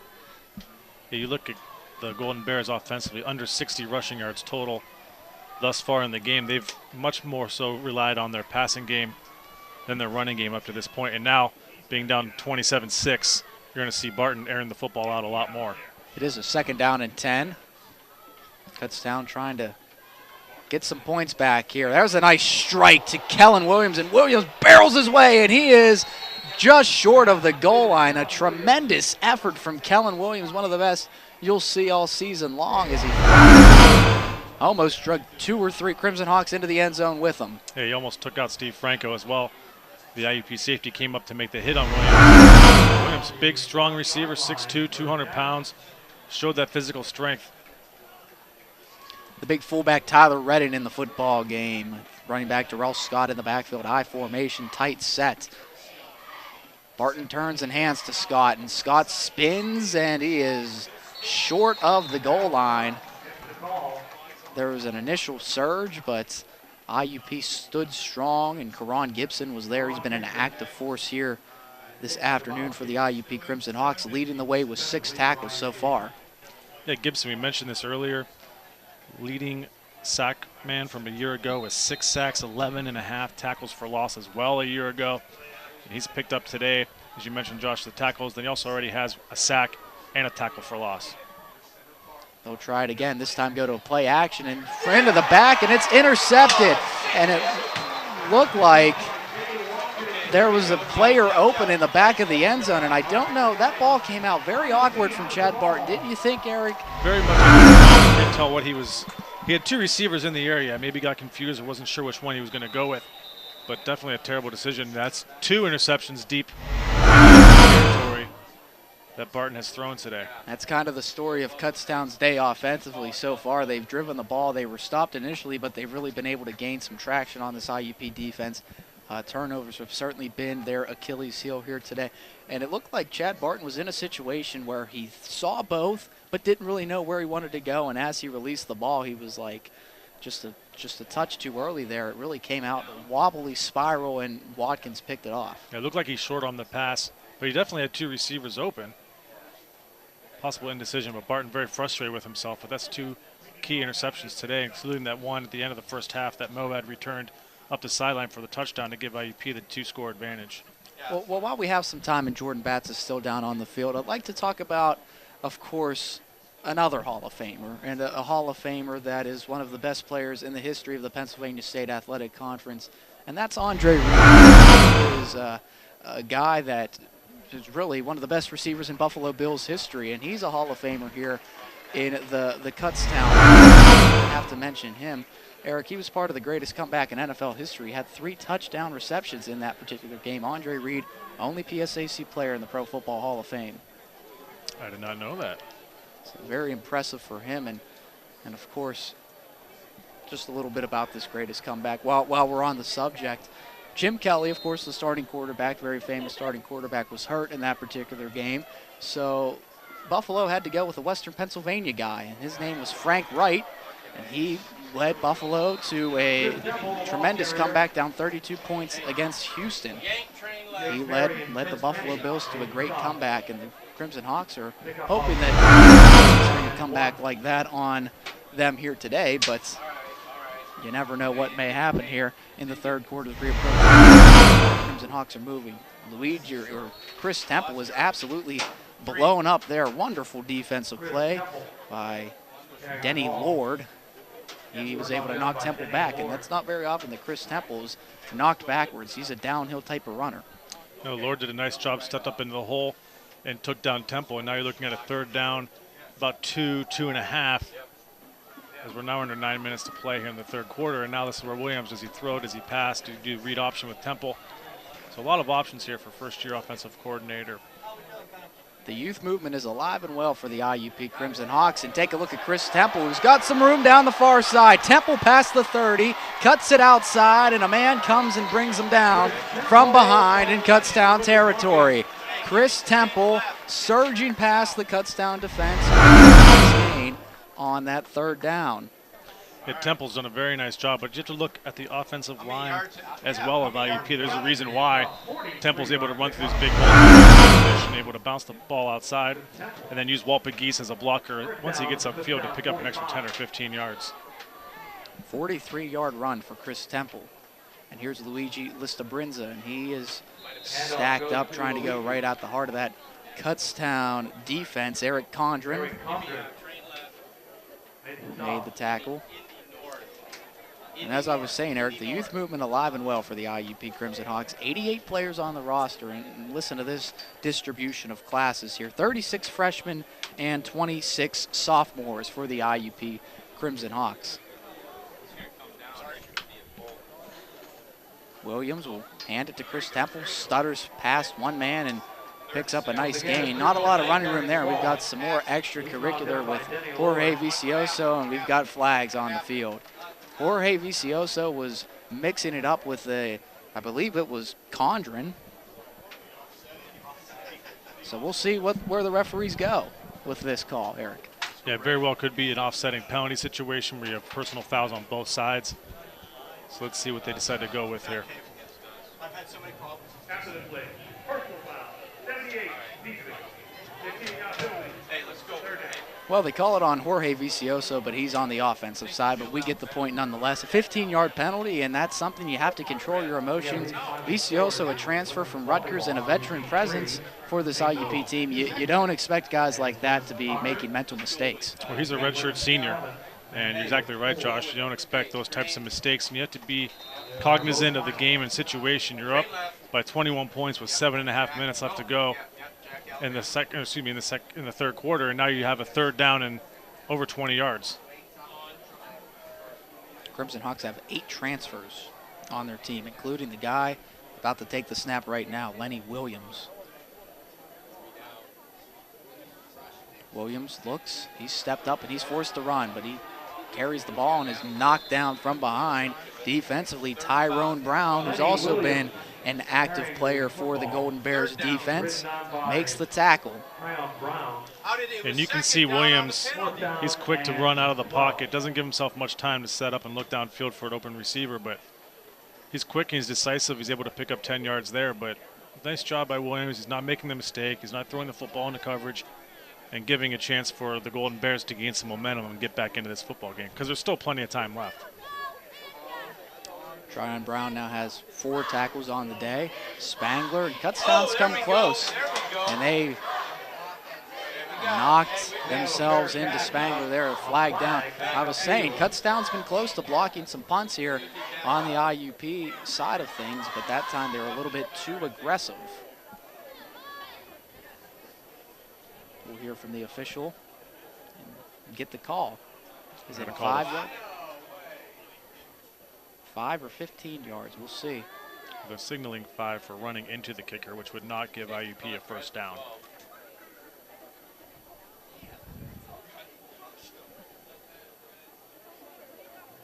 Running into the kicker. Number 48 on the receiving team. The penalty decline. First down. Crimson Hawks just declined the penalty. Yep. Figured Kutztown's backed up enough. Don't want to give them another chance to return the kick, so Kutztown will bring on their offensive units. And taking a look here, of course, we've updated the plays throughout. IUP's run 53 offensive plays. Kutztown has run 38. So these teams moving fast and furious here at George P. Miller Stadium. The Crimson Hawks are very good against the Pennsylvania State Athletic Conference Eastern Division, Eric. Since 2006, they are 24-6 against teams from the East. They're trying to extend that hot streak.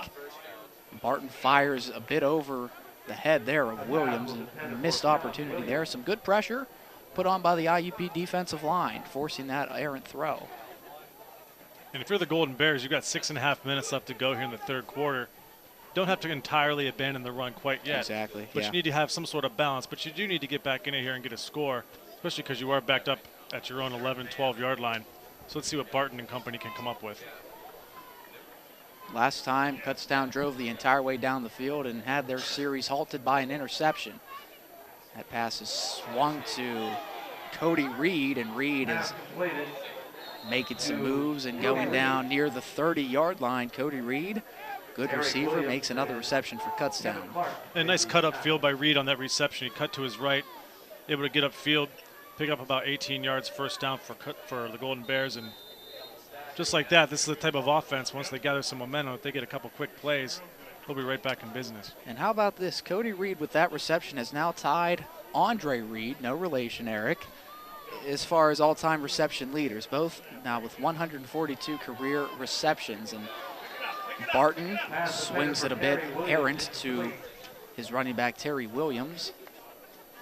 And Kutztown will be faced with a second down. Yeah, Barton rushed that throw a little bit.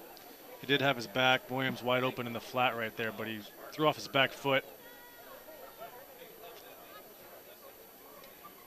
27-6 here as we dip down under the 6-minute mark of the third quarter.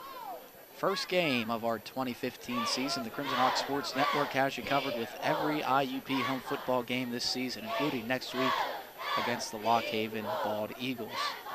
Crimson Hawks loading the left side of the line as Kutztown. Barton steps up and he's going to be dropped. Matthew Moad, what a force he's been here this afternoon, makes another play. And now third and long for the Golden Bears. Yeah, Matt Moe had a very nice afternoon. He has a sack, interception return for the touchdown to close out the first half. Nice job by him. And now look at the Golden Bears, a 3rd down and 9, 3rd down and long. And this has just kind of been the theme really since about midway through the first quarter, 3rd and long. Golden Bears will load the left side with the trips formation. Sidecar also to the left for Chad Barton.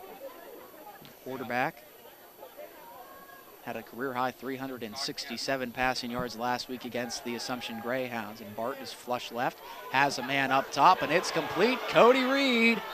And he is now 6th place all-time as far as Kutztown receptions. He's not thinking about it right now. He's thinking about that big first down. He just got his team.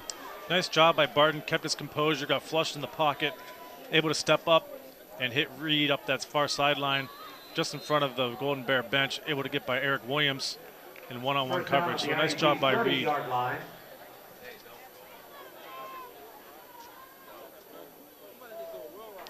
Kutztown continuing to drive. They've really figured things out.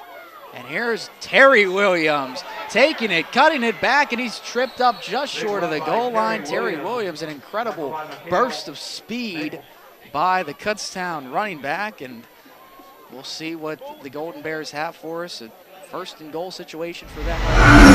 Nice explosiveness that's shown there by Williams. He's able to get upfield quickly, 29-yard run. And just like that, this quick strike offense is back in business, 1st and goal from the 1.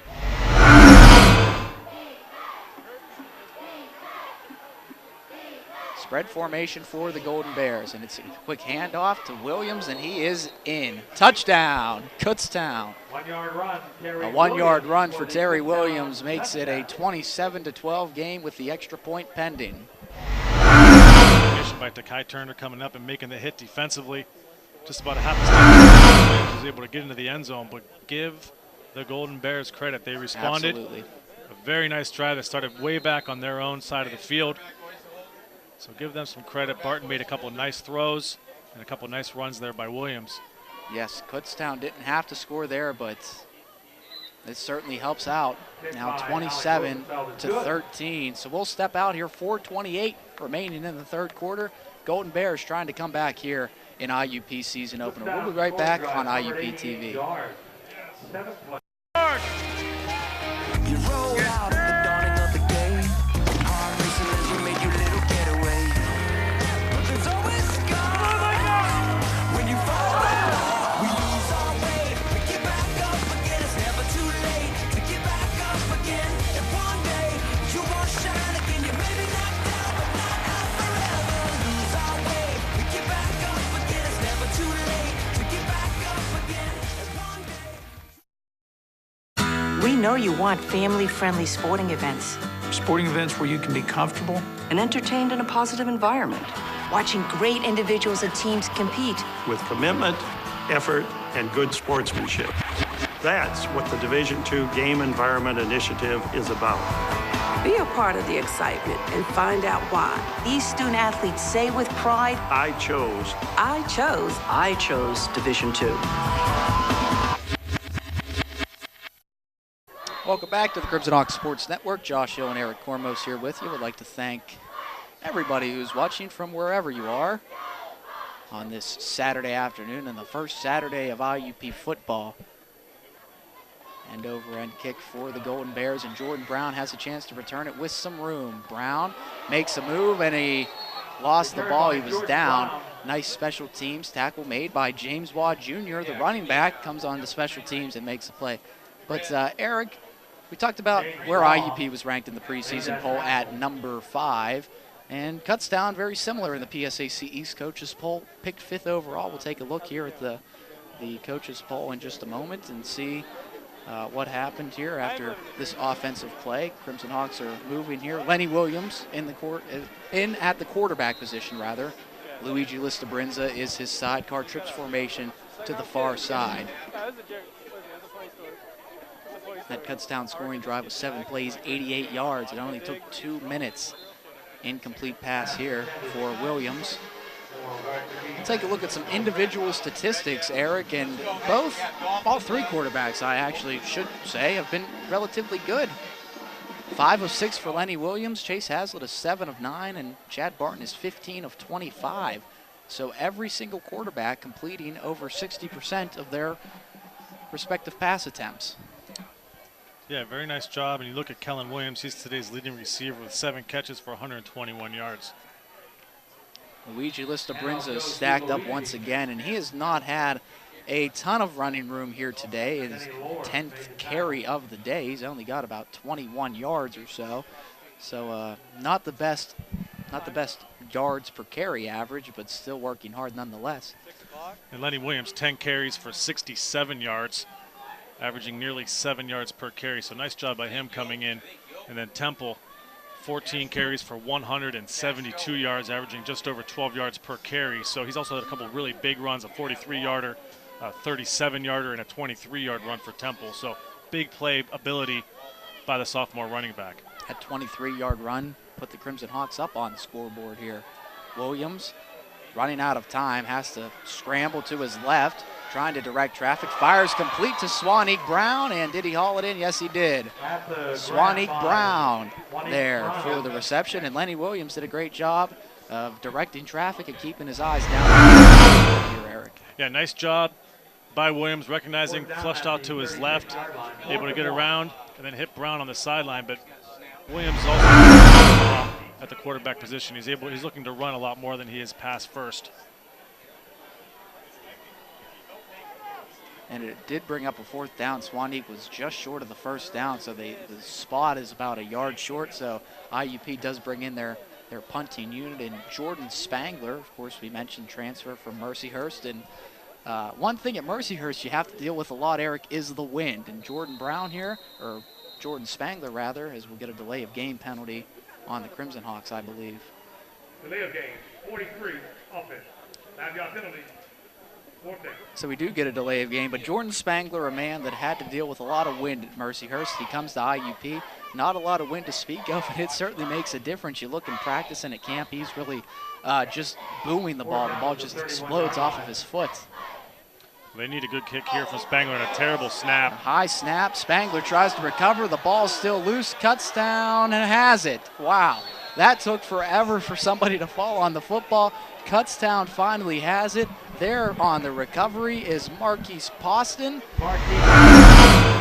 Kutztown has a chance to cut this to a one-score game on this possession. A horrible snap by the Crimson Hawks. Horrible snap, you're right, Josh. Nothing that Spangler could do with that snap there.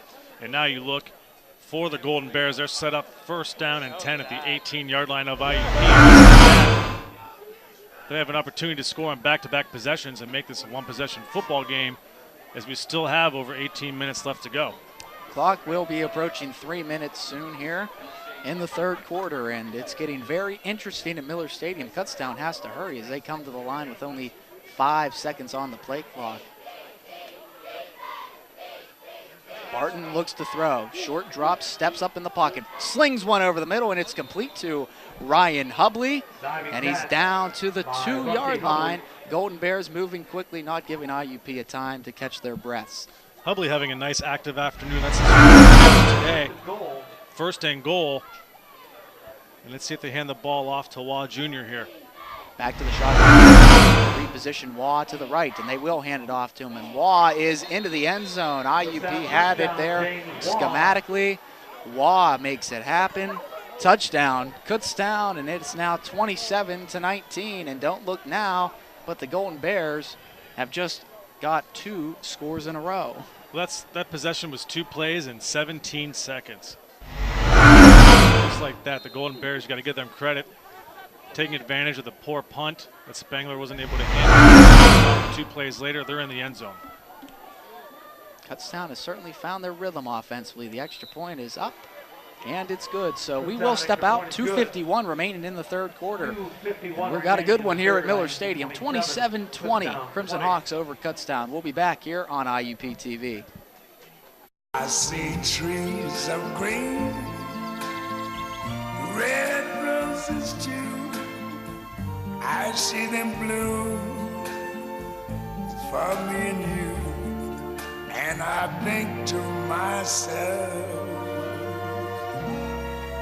what a wonderful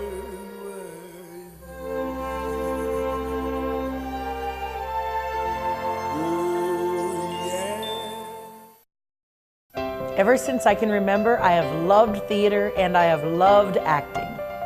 I also have a passion for working with kids with special needs. Indiana University of Pennsylvania helped make both of my dreams come true. I'm Trisha Ray Stahl. I'm a 1998 graduate of IUP, and I'm a working actress. I have a recurring role on Fox Television's Glee, and I also work with kids with special needs. Welcome back into the Crimson Hawks Sports Network. Kutztown set to kick it away. Alec Rosenfeld will kick it. Kutztown has cut this to a 7-point game, and they were down 3 scores, and they've got 2. Here's Jordan Brown on the return. Brown, stutter step move, and he's dropped at the 25-yard line. You look at Kutztown, this is like a complete reversal of last week's game, where the first half they came out and dominated against Assumption a week ago. First half this week, they come on the road here to IUP, struggled in the first half, and now in the second half, they've really turned it around, taking advantage of a turnover by IUP, and here they are with an opportunity. If they can get a stop here defensively, they have an opportunity to tie this football game up. Golden Bears were picked 5th in the preseason poll done by the coaches here. IUP, ironically enough, was picked 5th as well, and Golden Bears had a 6-5 record last year. You see 5-4 in conference. Head coach Jim Clements made history at Kutztown because there was no coach in Kutztown's modern era that came in and had a winning record in his first season, and Jim Clements was able to do that coming from Division III college football here to the Division II level, and his success has translated quite well. And Kutztown trying to have a dramatic comeback victory here tonight. And here's Chris Temple, stacked up at the line of scrimmage. And going back to last year real quick, Josh, you mentioned both teams picked to finish 5th in their respective division in the PSAC, and really two teams that kind of mirrored each other. Both had 6-5 records a year ago. The Golden Bears haven't been to the playoffs since 2011, and they went back-to-back years in 2010 and 2011, and IUP hasn't returned to the postseason since 2012, so both teams looking to get back to postseason. Temple will get the tote once again, and he cuts to the near side, and is just short of the first down. Jalen Nieves, also a guy who has been very active here tonight, makes the tackle once again. And as I was saying earlier, it's a good thing and a bad thing for Kutztown's defensive backs to be so active. It's a good thing because IUP's not breaking long runs, but it's a bad thing because the defensive line and linebackers aren't making the stops. No, you're absolutely right, and it's been nice to have Temple as a solid running back. He gives them some quality and some consistency back there, because the quarterback position, as we've seen, there's been numerous throws and high completion percentage, but IUP has not really pushed the ball downfield. Temple now with 172 yards rushing, and Chase looks to go up top. Swanik Brown is there. Did he make the catch? No, he did not. So the officials confer, and Swanik Brown, who's a little shaken up, didn't make the look here on the replay, Eric. And nice recognition by Hazlitt. He realizes he has the one-on-one coverage down the sideline. They got some good call.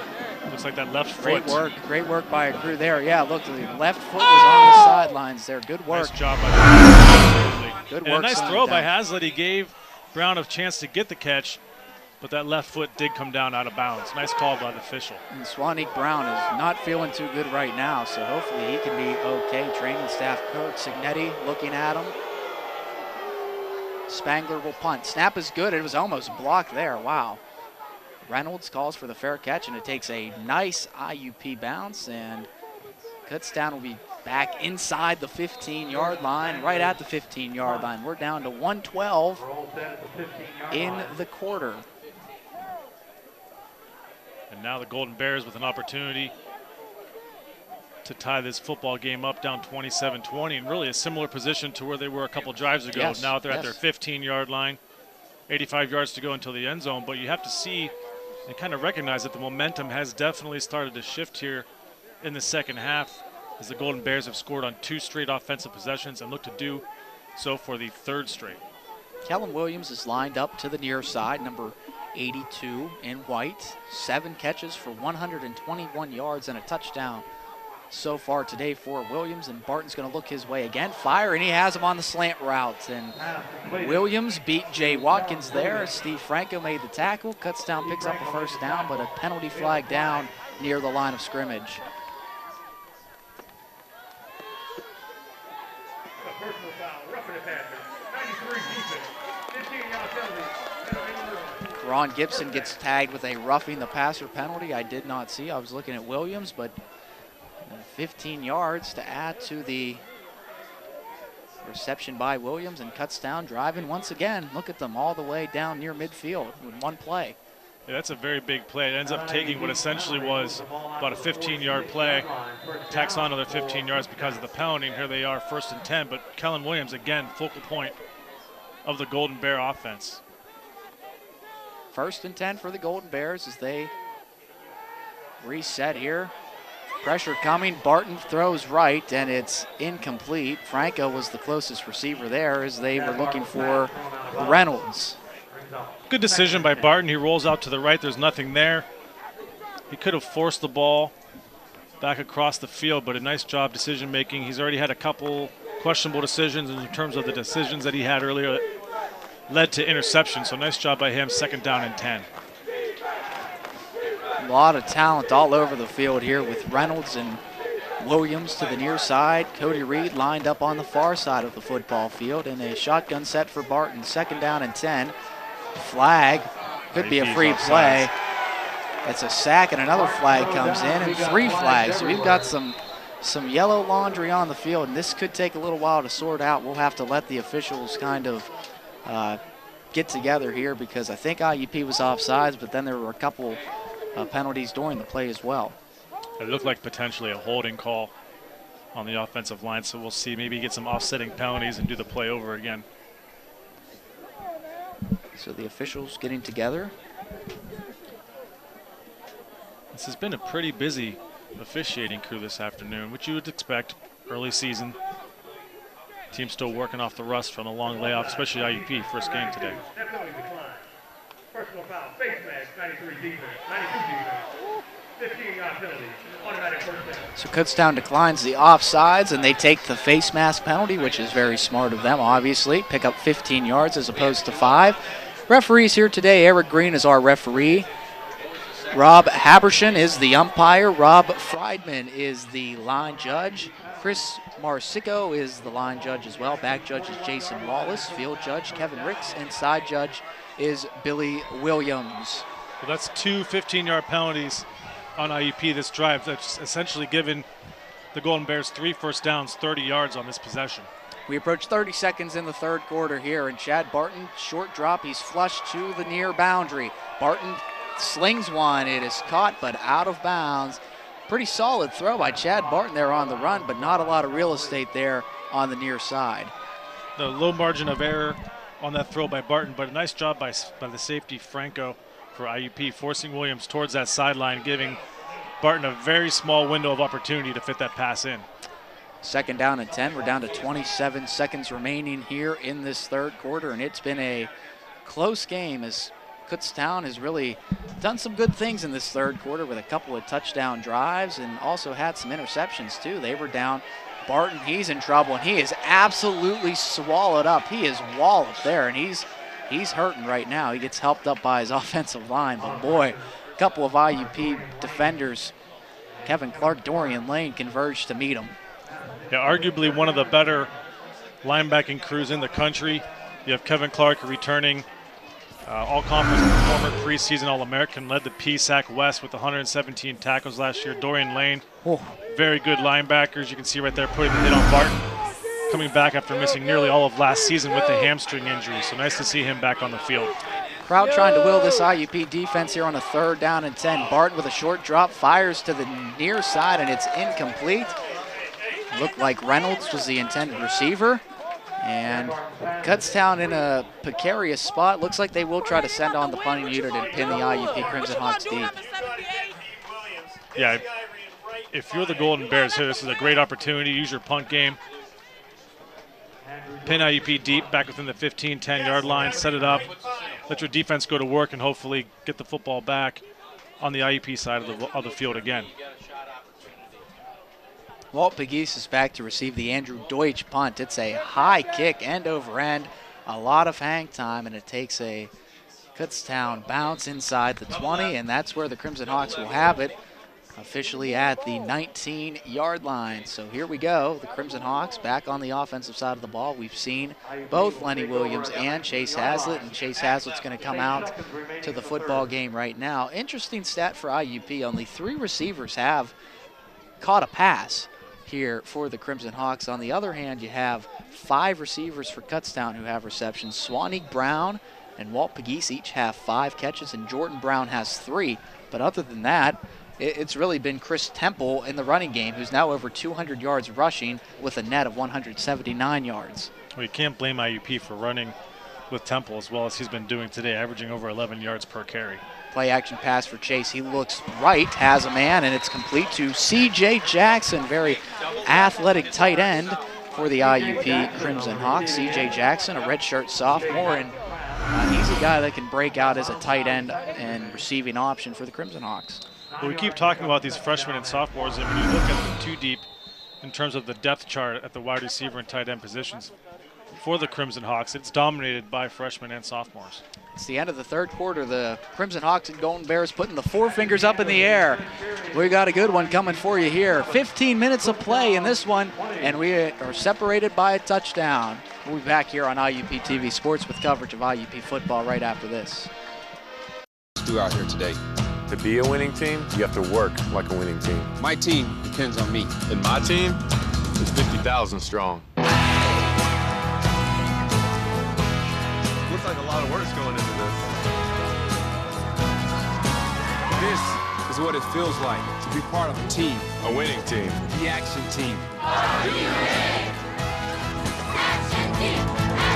Get in on the action at actionteam.org.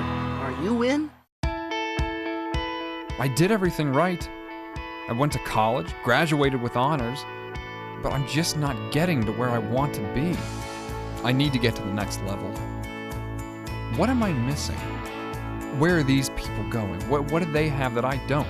How do I get that edge, that hands-on experience that will put me ahead of the competition? Graduate school at Indiana University of Pennsylvania. Crimson Hawks Sports Network, and Eric, of course, we've got a good one here today, but take a look at next week and you'll see the IUP Crimson Hawks and Lock Haven Bald Eagles are set to play here at George P. Miller Stadium. We've got you covered on the Crimson Hawks Sports Network. We'll start our coverage with the Crimson Hawks Sports Network pregame show, then have all the exciting action for you. I'd like to thank everybody on our crew, including Director Najee Poles, everybody behind the scenes, and Stephanie Kepich and Dr. Wilson also helping out here. Faculty advisors. IUP picks up a first down, and Eric, both teams putting up some gaudy numbers offensively. Kutztown 53 plays and 322 yards. They're averaging 6 yards a play. And IUP 61 plays for 381 yards. They're averaging 6 yards a play as well. Chase, play action, double pumps, Swaneek.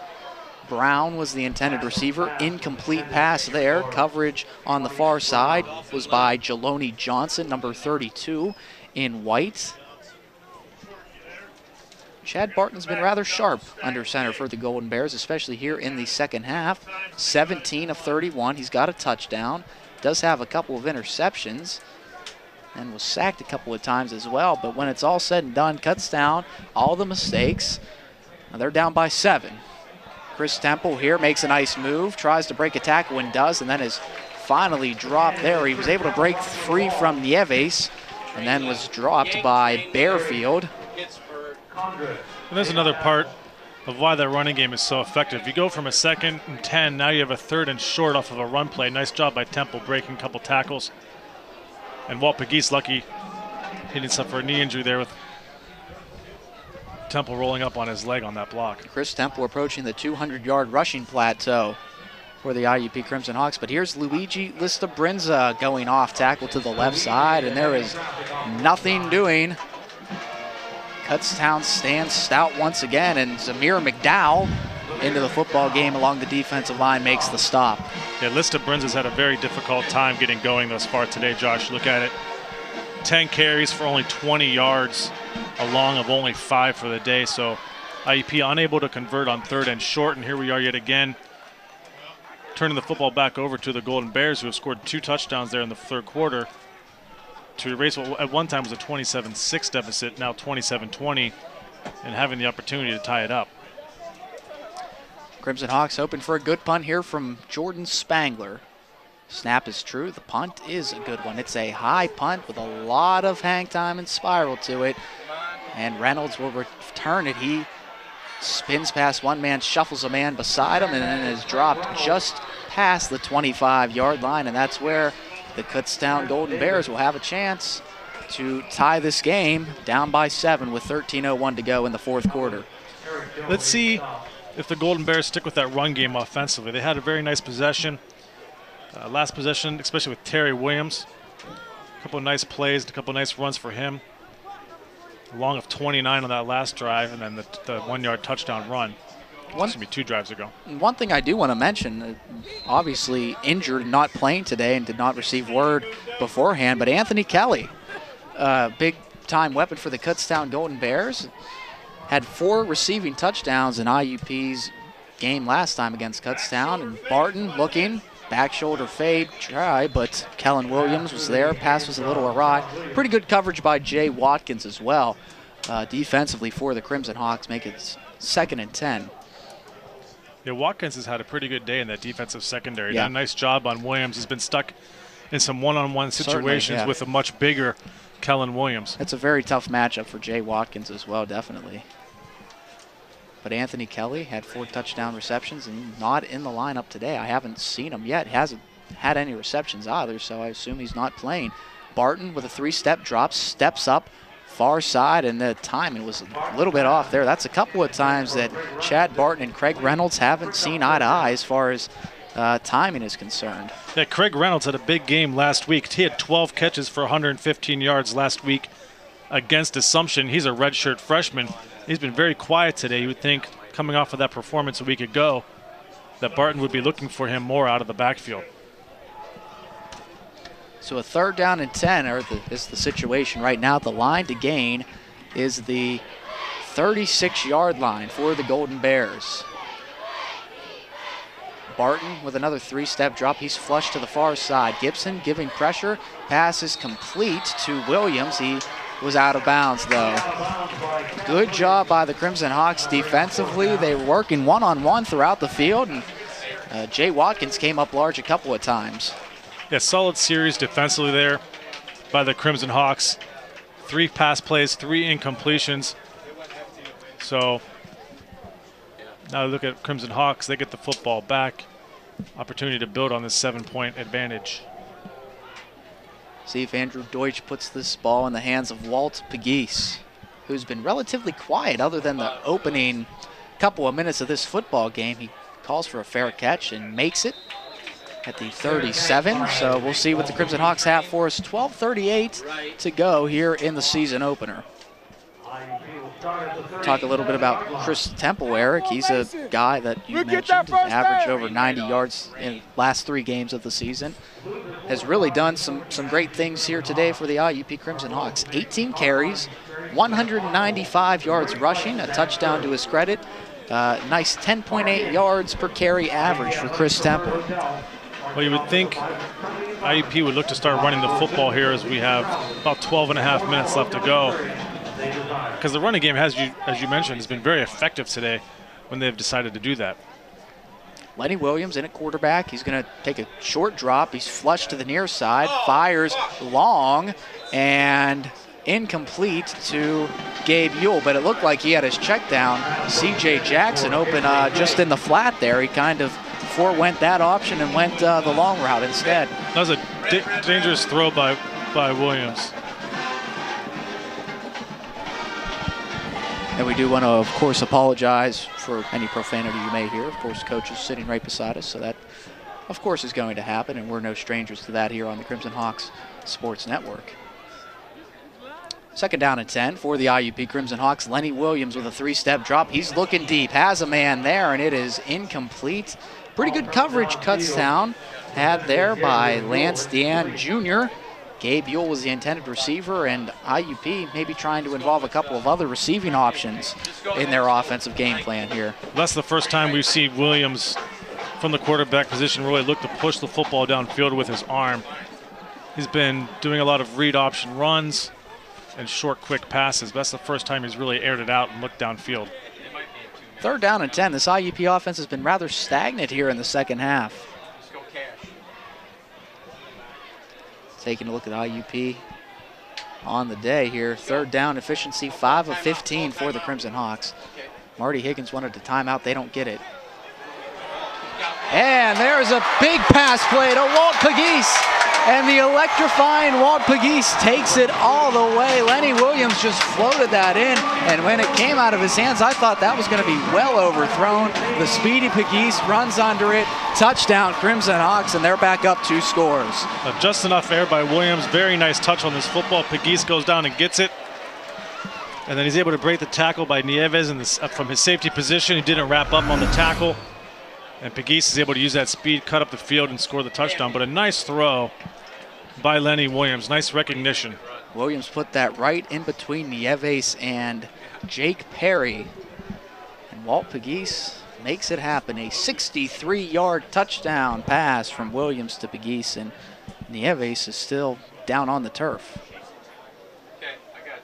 33-20, extra point pending. Ryan Stewart will kick.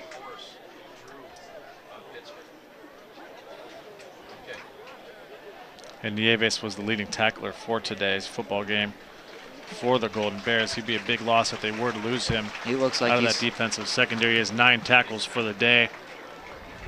And he is the leader of that defensive backfield. Zach Delp, who has been one of the best players on Kutztown's defense, has still been relatively quiet. Yeah, quiet, 7 tackles, but he's still making a difference. He is a preseason All-American as well. Snap is down, the kick is up, and the kick is no good. Another missed extra point for the IUP Crimson Hawks. It's a 2-score game, though. 12-16 remaining in this one. IUP now up 33-20, so we'll step out here. Crimson Hawks Sports Network coverage of IUP football rolls on after this. The environment is my passion. Every day, I live for the outdoors and all of its challenges. That's why I enlisted in the Coast Guard. Now, I serve to protect the environment and defend my country.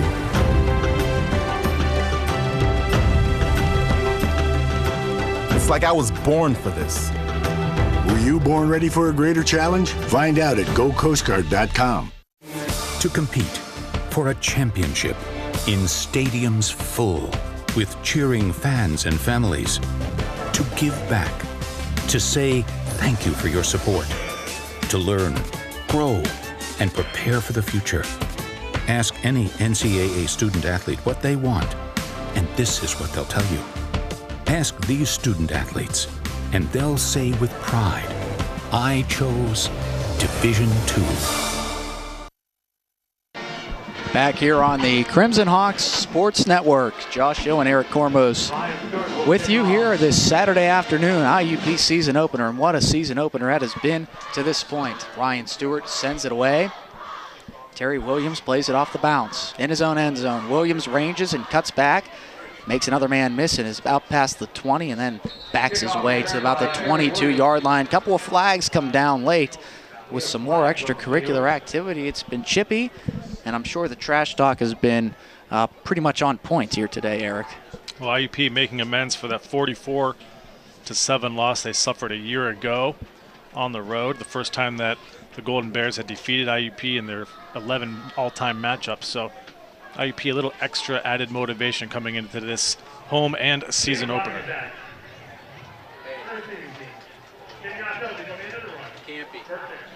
Legal block in the back on Kutztown, so that'll set them back deep in their own territory. That scoring drive for IUP, 3 plays, 63 yards. It ended with a 63-yard connection from Lenny Williams to Walt Pegues. Yeah, Pegues, you talked about it. You touched on it right before that play, Josh. Pegues had been somewhat quiet after a really quick start to the game, and then here he comes back and makes a big play. Gets the touchdown reception, also breaks a tackle of Nieves, and able to score from really another big play, but a nice throw by Lenny Williams, excuse me. Barton hands to Williams. That's not Lenny Williams or Teddy Williams, that's Terry Williams. And he picks up a couple of yards, and I'm sure everybody's tired of hearing it, but have to say it again. I'd like to thank our crew here, these men and women, communications media students, taking time out of their Saturday to bring you the sights and sounds of IUP Crimson Hawks football, and we certainly are appreciative for their efforts. Hope you are as well, and hope you're enjoying our coverage here. One of 5 home games for the Crimson Hawks this season.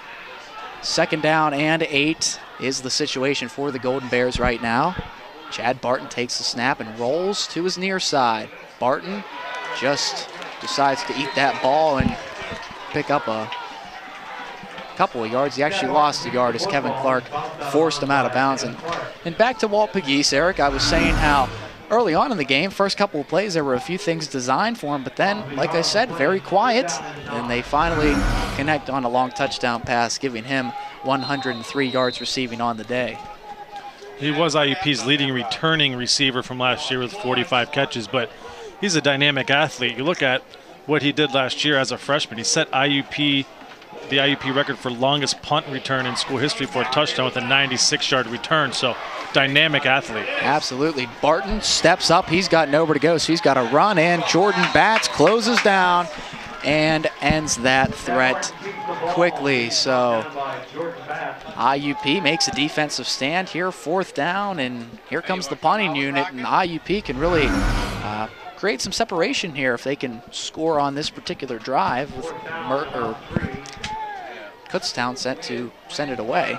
Yeah, nice football game today for Bats. Kind of a unsung hero of that defense, especially when you look at the linebacking crew.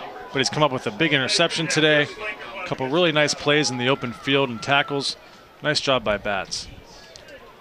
Another nice punt by Deutsch that bounces and takes a terrible bounce for the Golden Bears. He's had the benefit of a couple of nice bounces. That one not so much. Deutsch fourth in school history in career punting yardage. Also 4th in Kutztown history with a 36.7 career average. He's got a lot of experience. And Kutztown, of course, a team predicated on their passing game. And really no different here. Chad Barton, 17 of 34, and dating back to 2011, Kutztown has thrown at least 30 passes in 29 of 33 games, and now make that 30 of 34 that the Golden Bears have put the ball in the air more than 30 times. Williams swings one left side to Luigi Listabrenza, but that one is stopped quickly by Jeloni Johnson, and these defensive backs pretty aggressive for Kutztown as they have made a couple of plays near the line of scrimmage, and that one even in the backfield. Yeah, nice play by the Golden Bears secondary, but I wanted to touch on a quick point here about Chad Barton. We talked about the success of the Golden Bear passing game, 9 of 14 in the first half for Barton, just 8 of 20 here in the second half, so it's been a struggle for Barton. Hand off to Listabrenza this time, and not much. It's kind of been the story for Luigi today. They've worked a lot of the off-tackle things, and the Kutztown defensive line has been good. Zach Delp was there in the area. Zamir McDowell made the tackle. Now IUP looking at a 3rd down and long, 3rd and 9.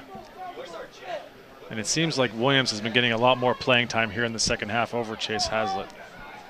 Both quarterbacks virtually even, 8 of 12 completion-wise, but the difference was that long touchdown pass from Williams to Pegues. And Williams will put the ball in the air with a 3-step drop, slings one over the middle, and has Gabe Ewell, but he can't hold on. Looked like it was in his hands, but on the way down, he lost the football. Coverage by Lance Dane.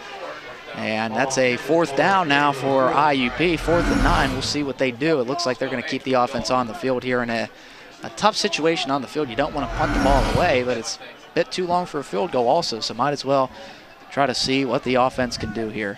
Give some credit to Dean on that defensive play. Nice job, used his right arm to drag the ball out of the receiver's hands, force the incompletion, and now you're right, Josh, a 4th down and 9. Kind of in no man's land here at the 34-yard line. Crimson Hawks are forced to burn a timeout, so that'll give us some more time to talk about this football game here. Of course, IUP and Lock Haven next week. We'll have that coverage for you. After the game, I'll be heading down to talk to head coach Kurt Signetti, a couple of players, and have a recap for you in the pen. So look for that in the next couple of days.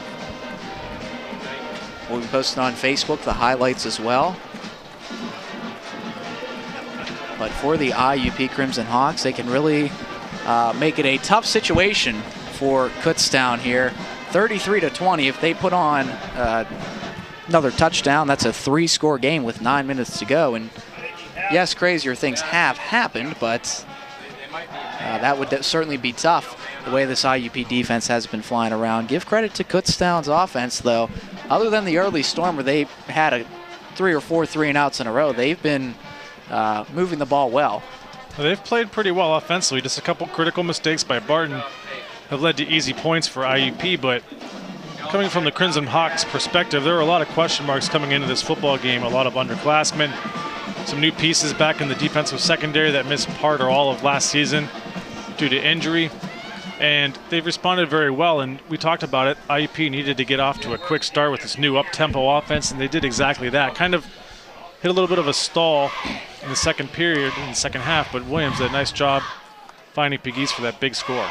C.J. Jackson is the motion man from far to near. Williams with a short drop has a man deep, and it is incomplete. A little bit of a back shoulder throw there to Gabe Ewell.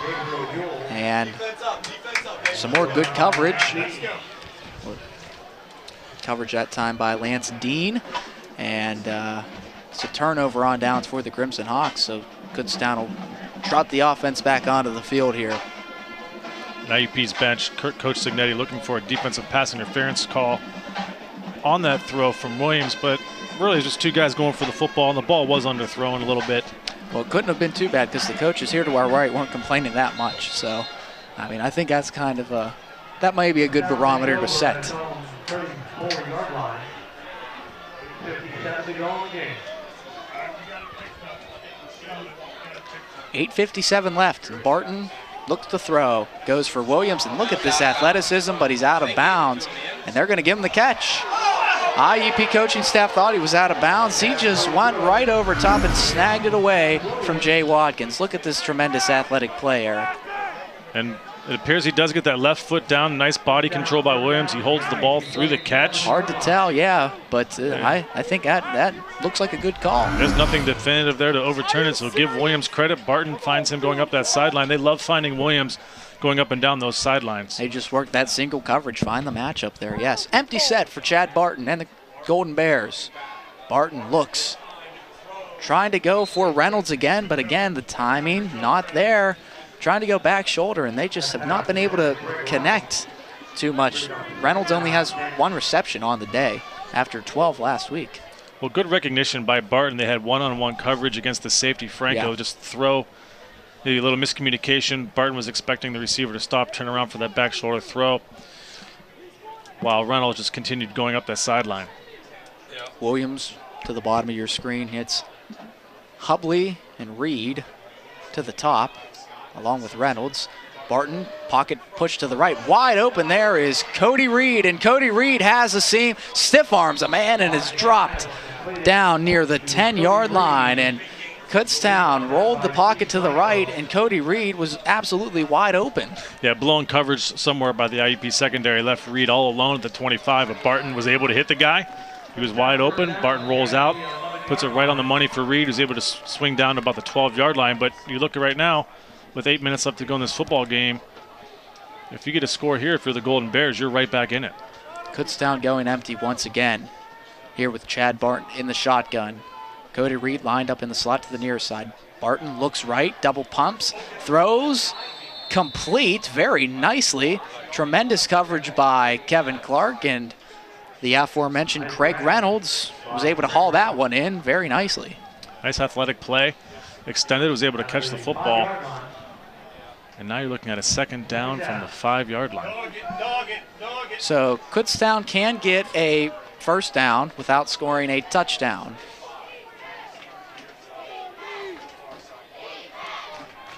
Another trips formation, an empty set. Barton over the middle, it's complete, and there's a touchdown for the Golden Bears. Cody Reed, the man who made the big play, finishes it off, and it's now 33-26. Back and forth we go as these two offenses are putting up some numbers here. Yeah, one-on-one coverage with Eric Williams. Nice job by Reed, beats his man off the line, gets to the inside of Williams, and really that's just a throw and catch right there for Barton. Nice throw. Rosenfeld will come on to attempt the extra point. Kick is up, and it is good. So 33-27 is your score. We're going to step out with 7:26 remaining in this game. Back and forth we go. It's been this way all day. We'll be back here on the Crimson Hawks Sports Network. All your professors, all of them, they know that all it takes is one dreamer with passion, one person, and they hope in each of you that you might be that one who makes a longer-lasting light bulb, who writes music for the ages, who reaches into the mind and discovers a new star, and who can change the world of a fifth grader. We're gathered here to hope in you.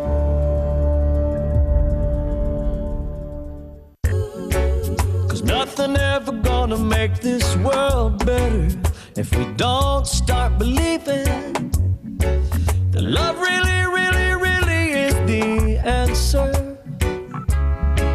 Everybody join hands, 'cause it's time now.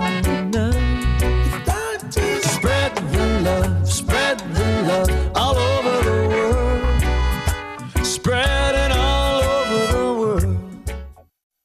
Alec Rosenfeld set to send it away for Kutztown here. That scoring drive, 5 plays, 66 yards, 1 minute and 31 seconds off the clock. Makes it 33-26, or 33-27 rather.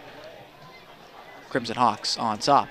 Brown will have another chance to return here, getting it from the 12. Brown makes a man miss and has a seam up the near side. Brown to the 50, hurdles a man and is dropped. You gotta be kidding me.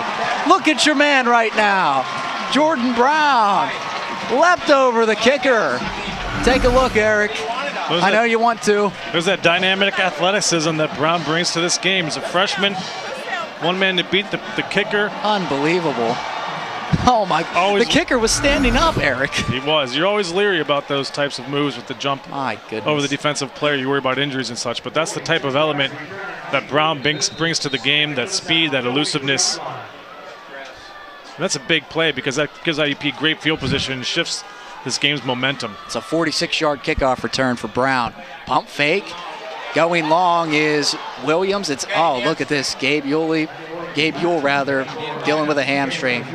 He's holding his hamstring down on the near side there and must have tweaked something on the way. And you take a look, he's just grabbing at it right there. You hate to see him go down because he's starting to develop a nice rapport with Williams on those quick fade passes. The IUP Crimson Hawks currently sitting at 452 yards of offense, and they're going to add a couple of yards to it here. So the Crimson Hawks approaching 500 yards. We've got another player down, a couple of players down, in fact. Maybe it's some helmet-to-helmet contact. Luigi Listabrinza is down, and got a Kutztown player on all fours right now as well, and I believe that is number 94. That's Zamir McDowell. So a couple of players. Look at this. Let's see if we can see what happened on the replay. You're right, Josh. Maybe a head-to-head collision. Yeah, I think McDowell was the man to make the tackle when Luigi's up. McDowell was not. So Luigi trots off. May have had the wind knocked out of him or something. But IUP 5-0 whenever they have 500 yards of total offense under head coach Kurt Signetti. So that's a mark that they are certainly within reach to have here with the ball on the 38. Zamir McDowell now sitting up. Germany's.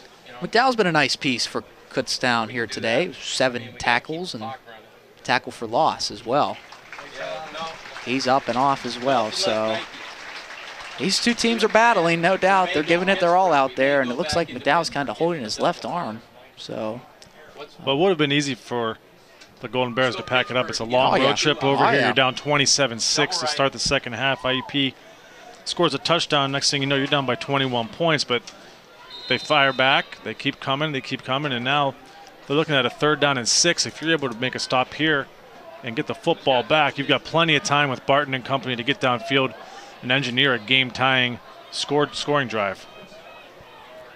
Drew Harris now in the football game for the Crimson Hawks. Williams misses his target there, trying to swing it out to Walt on the left side there, but throw wasn't very accurate.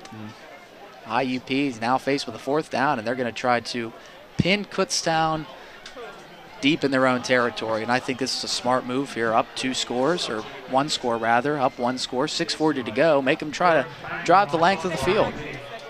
Yeah, it is just the right decision. You try to pin the Golden Bears deep, but a poor throw by Williams. He's got to make a little better recognition, realize he's got an extra second to set his feet and make that swing pass out to Pegues. Spangler's punted 5 times today. 2 of them have reached inside the 20, and that time it is tipped. It is blocked, not blocked, but tipped.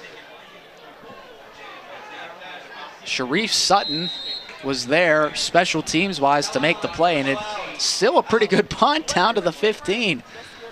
Wow. Very fortunate bounce for the Crimson Hawks, but still, if you're the Golden Bears, you've got to feel very fortunate after all the turnovers today. Here you are, 6.5 minutes left to go in this football game on the road, and you have an opportunity to tie it up. You really think this is all you could ask for if you're Kutztown here. Let your offense go out and try to make this happen for you. A team that returns plenty of starters on the offensive side of the football.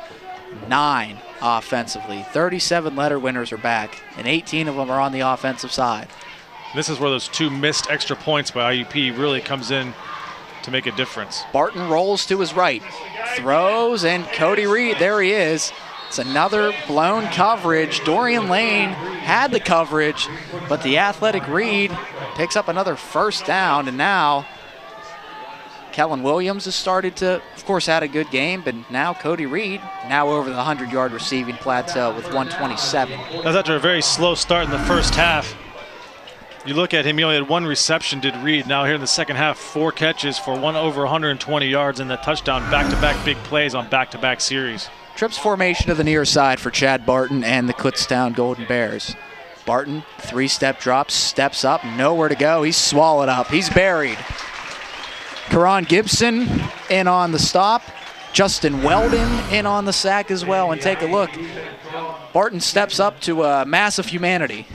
And nice job that IUP brings the extra blitzer with Kevin Clark coming up the middle, able to collapse that pocket, and Barton not able to step up and get through the pressure, has to take the 5-yard sack. 2nd down and 14 is the situation. Line to gain for Kutztown is the 49-yard line. Barton, short drop, throws, and Jay Watkins tried to jump that one. It's a good thing that throw was out of Williams' reach, because if it was a pass that Williams could have caught, I think Watkins had a better chance at it. That's clearly a matchup that the Golden Bears like offensively. They keep going and putting Williams up on that sideline one-on-one against Watkins. And Watkins has done a fairly nice job today responding. And now look at a 3rd and long, 3rd and 14 situation. By the way, just a quick aside here on this 3rd down. I'll mention it after this play on the 3rd down. 3-step drop for Chad. Fires over the middle, has a man, and look who it is, Kellen Williams, and he's got a head of steam going down. Touchdown, Golden Bears, and here comes Kutztown. It's tied, ladies and gentlemen. It is tied up in the 4th quarter. There's a flag down on the far side, though. There's a flag down on the play, so hold everything. My goodness.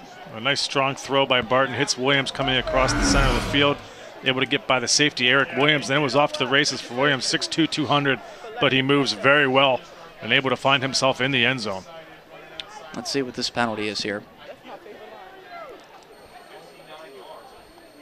59-yard completion from Barton to Williams. Referee's getting everything.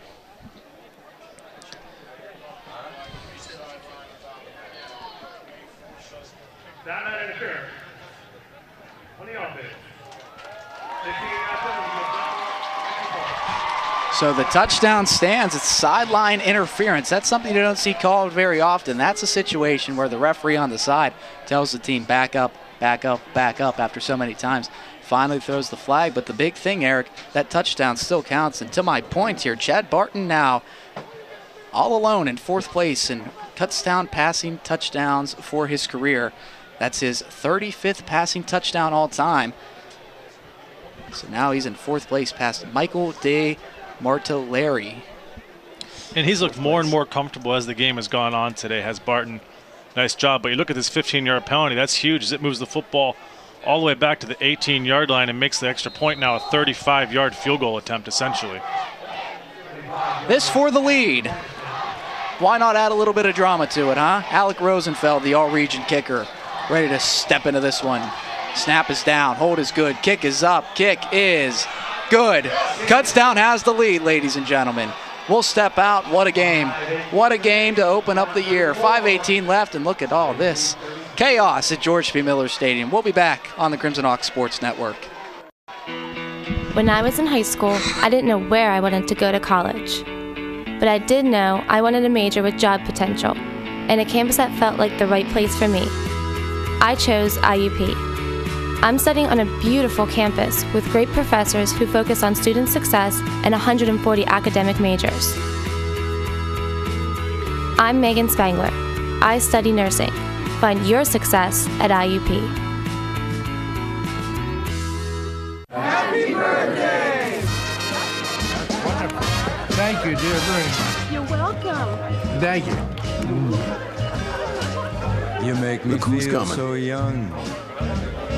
You make me feel so spring has sprung. And every time I see you. You're not fooling anybody you know. Think young. Pass it on. A message from the Foundation for a Better Life. Welcome back into the Crimson Hawks Sports Network. That scoring drive, 4 plays, 85 yards, 1 minute and 10 seconds, capped off by the 63-yard touchdown from Chad Barton to Kellen Williams. And Eric, this is not Du Bois and Meadville territory yet, 105-82 in high school last night, but boy, we're getting close. And Kutztown's flying around right now. James Watt Jr. makes the play on special teams. And like I said, not Du Bois Meadville right now, but these teams putting up some pretty impressive numbers nonetheless. Kutztown 68 plays, 480 yards of total offense, averaging 7.06 yards per play. The IUP Crimson Hawks 75 plays, 456 yards of total offense. Yeah, 4 second-half touchdowns for the Golden Bears.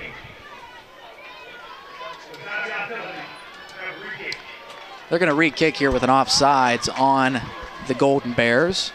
We talked about it a little bit earlier, Josh. This is really a complete opposite performance for the Golden Bears. Last week dominated the first half, had a 16-point edge at halftime, surrendered that lead in the second half and lost the football game by 4 points.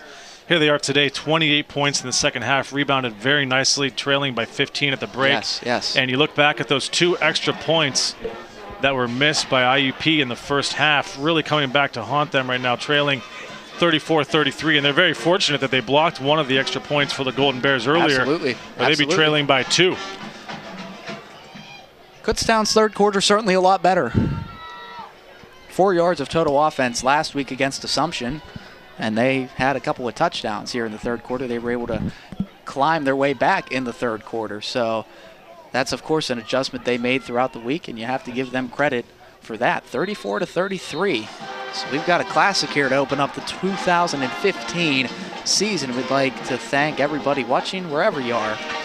Austria, Maryland, Pennsylvania, wherever. Hope you're enjoying our coverage here tonight, because what a game we have for you. So Alec Rosenfeld set to send it away again, backed up 5 yards this time. Squibs it this time over the middle, and it's going to be taken by an up man. That's Kevin Edwards for the IUP Crimson Hawks, and he wisely gets down. IUP will have it. A late flag comes in, so some more pushing and shoving, some more trash talk, and a little bit of a scrum developing. Referees do a nice job getting in there and separating it quite quickly. Looks like we're going to have a personal foul penalty. But this is pressure time here. Just under 5 minutes left to play. A one-possession football game. You can't afford penalties on either side.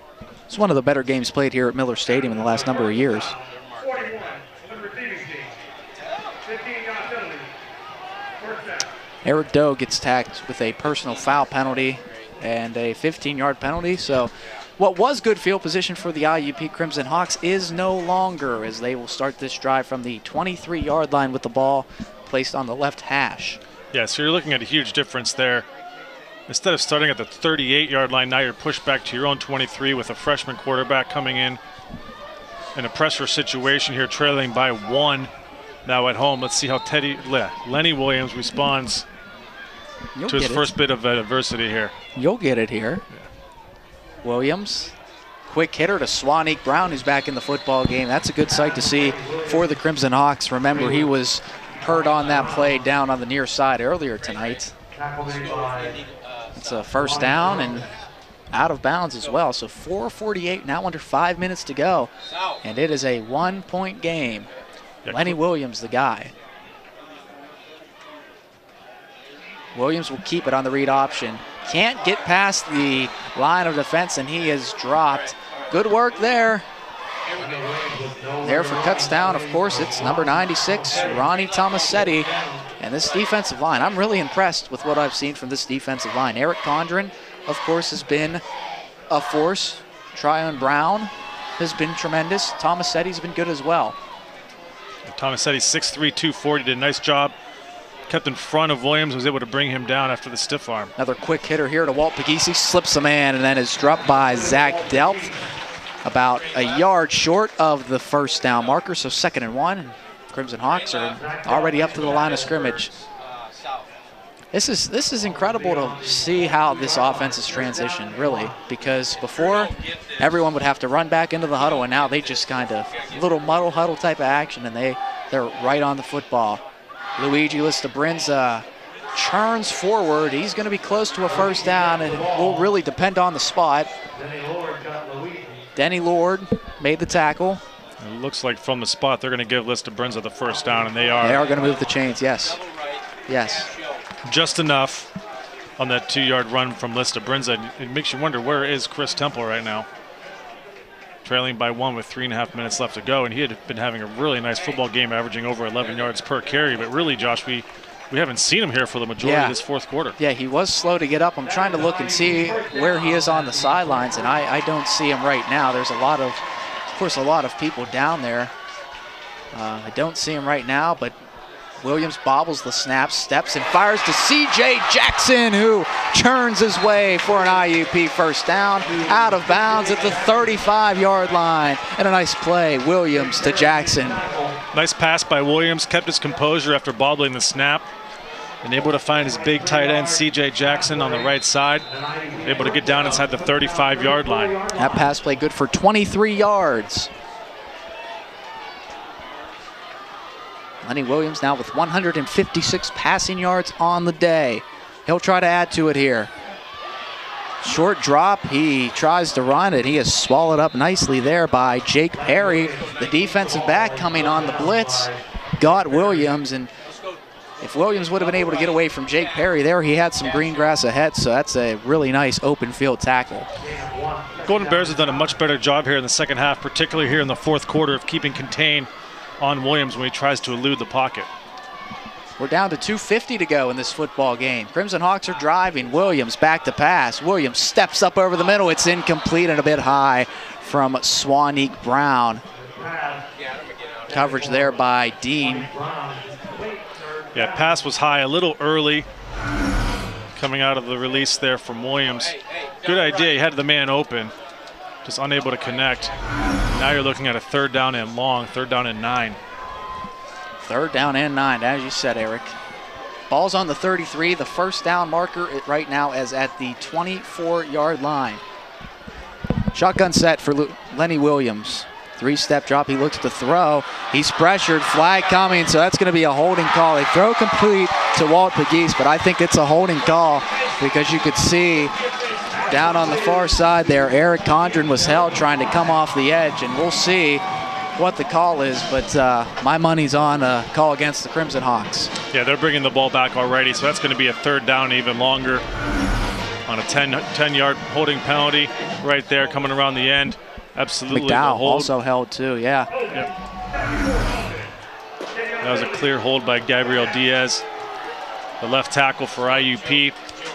So now you're looking at a 3rd down and even longer, about a 3rd down and 19. Here's an interesting situation. Yes, 3rd down and 19 with 2 timeouts. IUP has 2 timeouts. 3rd and 19. So Crimson Hawks obviously have 2 shots at it, so it'll be interesting to see how the play calling works here with Williams in the shotgun. Lenny Williams has a sidecar to the left. Walt Pegues alone at the bottom of your screen. Kutztown sending pressure. It's a blitz. Williams is chased. Williams is going to go down. He's going down, and that's Eric Condren. Williams really had nowhere to go as Kutztown sent 5 or 6 rushers at him. Well, great job defensively by the Golden Bears. Great job of recognition. You have Williams back there, freshman quarterback. They bring 6 blitzers, and 4 of them are able to get back to the quarterback, Williams, and bring him down. But nice job, recognition of freshman quarterback. Bring the pressure. Don't give him an opportunity to make a play with his feet. And now you're looking at a 4th down and very long. And for the Golden Bears, it's early in the season, obviously, but this is one of those types of wins could potentially be a season-defining win. You go on the road, and here you are in a situation to beat IUP for the 2nd year in a row. First year at home, and now you're on the road here at George Miller Stadium. So you got to tip the hat to the Golden Bears here. They've come back, avoided some really bad turnovers. A slow start in the first half offensively, and here they are, find themselves with a 1-point lead and just over 2 minutes left to play. This has been a tremendous effort, really, for both teams. It's a shame that somebody has to lose this game because both teams have made mistakes. There's no doubt about it, but both teams have really fought very hard. 4th and 29 is the situation right now. The football is on the 47-yard line for the IUP Crimson Hawks. They need to get the ball all the way to the 24. Only one timeout left, so this is the ball game. It's for all the marbles right here. Yeah, 4th and 29. If you're the Golden Bears defense, this allows you to sit back a little bit, keep everything in front of you. You don't want anybody to get behind you, obviously. First down marker is down at the 24-yard line, so IUP has a significant amount of field to cover to get that first down. IUP trying to bring on some height here. Miles Williamson into the football game, number 19. Kutztown playing a bit of a prevent, only 3 down linemen, and they're only going to rush 3. Williams steps up, fires deep. It's intercepted. No, it's not. It's dropped. Number 2, Kenny Williams, had a chance to intercept it. He dropped the football. That's a turnover on downs, and Kutztown may just need to take a couple of knees and seal the deal here. What a disappointing turn of events for the IUP Crimson Hawks. It's a little interesting there in terms of the play call, because when you looked at it, Josh, you had a sack on Williams, which was going to be a 4th down and 29. IUP elects to take the timeout and call a play on 4th down, and now you're left with just 1 timeout. But in that situation there, when Williams takes that sack, if you get a punt and you're able to get the Golden Bears backed up defensively, you still have about 2 minutes left and 2 timeouts. So if you're able to make a stop, you could have potentially gotten the football back. Well, it's going to be an interesting post-game interview regardless of the results here tonight. 2:06 to go. Kutztown in an I formation. They're just probably going to turn and hand it. That's exactly what they do. IUP standing strong defensively. And the Crimson Hawks will burn their final timeout here with 2:01 to go. And this isn't the NFL, Eric. No 2-minute warning timeout to give you a buffer there. So that's the last stoppage of play the Crimson Hawks can have. They need certainly to make a stop here, and time just doesn't seem to be on their side right now. You'd have to think Kutztown's going to just wind the clock, run the ball, and if they pick up a first down, certainly that's all she wrote. Yeah, the clock will not stop now, barring an injury or a penalty or an incompletion by the Golden Bears, but I can't see them putting the ball in the air at this point with just over 2 minutes left to go. You have the game clock and you have the play clock. If just a couple more runs here, they can easily take the play clock and the game clock under 1 minute. Kutztown scored 2 times in the 3rd quarter, 2 times in the 4th quarter to complete this comeback. They were down 20-6 at halftime. Then IUP went up 27-6 after a touchdown here in the 3rd quarter on their first drive. They're going to run the football here. That's Terry Williams. 3rd down and 6 coming up. And the Golden Bears, we talked about their offense is very much pass heavy, but their running game, especially here in the 2nd half, has been very effective. Yes. They've done a very nice job. It's allowed them to maintain possession, work some clock once they've gotten the lead, but it's also kept a nice balance to their offense.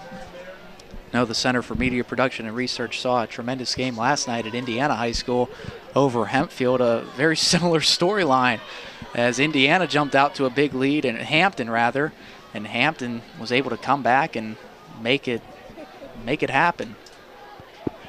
You look, and Kutztown will burn a timeout here as they try to melt this play clock down. A 3rd down situation right now, 3rd down and 5 to be exact. It's 34-33. So this is a big key. IUP needs to make a stop and just try to get the football back to have a chance.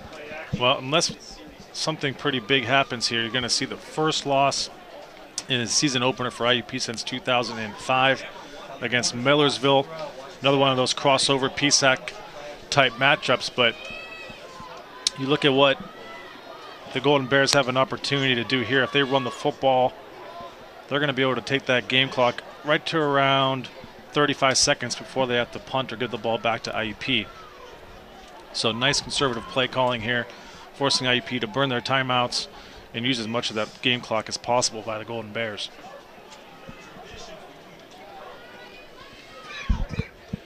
This is a far cry from what happened last year up at Kutztown. It was a rainy day. It was a cold day. IUP went up on the road and got smacked 44-7. Not quite the same story here today. Terry Williams, IUP, stout, makes the stop. Now 4th down, and we're down to the 1 minute mark here in the 4th quarter. And you see the pace has been so fast all day, slowed considerably, and for good reason. And you look at it here, it'll be about 30-second difference in the game clock and play clock. You see the play clock on your screen there. Great work there. In play clock, you can see how it ticks down as the time dwindling. And it looks like the Golden Bears are going to just use their final timeout when that play clock gets down to 1 or 2 seconds. They may even they could even take a penalty technically, I suppose, but they won't. They technically could have got a 5-yard penalty to give the punter a little bit more room to work, but they're not going to do that. What do you do here, Josh, if you're the head coach for the Golden Bears? You got a 4th and 4. Football's at the 41-yard line, and you have to remember now IUP is only trailing by 1, so a field goal would win it, hypothetically. Now, if you're the Golden Bears, what do you do here? Do you want to run the football and try to get that 1st down and try to pick up the 4 yards, or do you want to go maybe a little more conservative and look for a punt, try to pin IUP back within the 20-yard line? I think you have to go for a punt because the IUP field goal unit obviously has not been relied upon. They haven't attempted a field goal at all today. So try to pin them back as deep as possible and bring on the extra defensive backs and play prevent. And don't let anyone get behind you and just keep everything in front. Try to keep them in the middle of the field and just kill the time. This clock's certainly their friend right now here, and they will. IUP fully anticipating a punt. 34-33. What a game we had here. The go-ahead score came with a long extra point. Chad Barton to Kellen Williams. There was a sideline penalty, sideline warning penalty. That was a 15-yard penalty, but that was assessed on the extra point, which made it a very interesting extra point. And they are going to go for it here, Eric. They're gonna try to pick up this 1st down.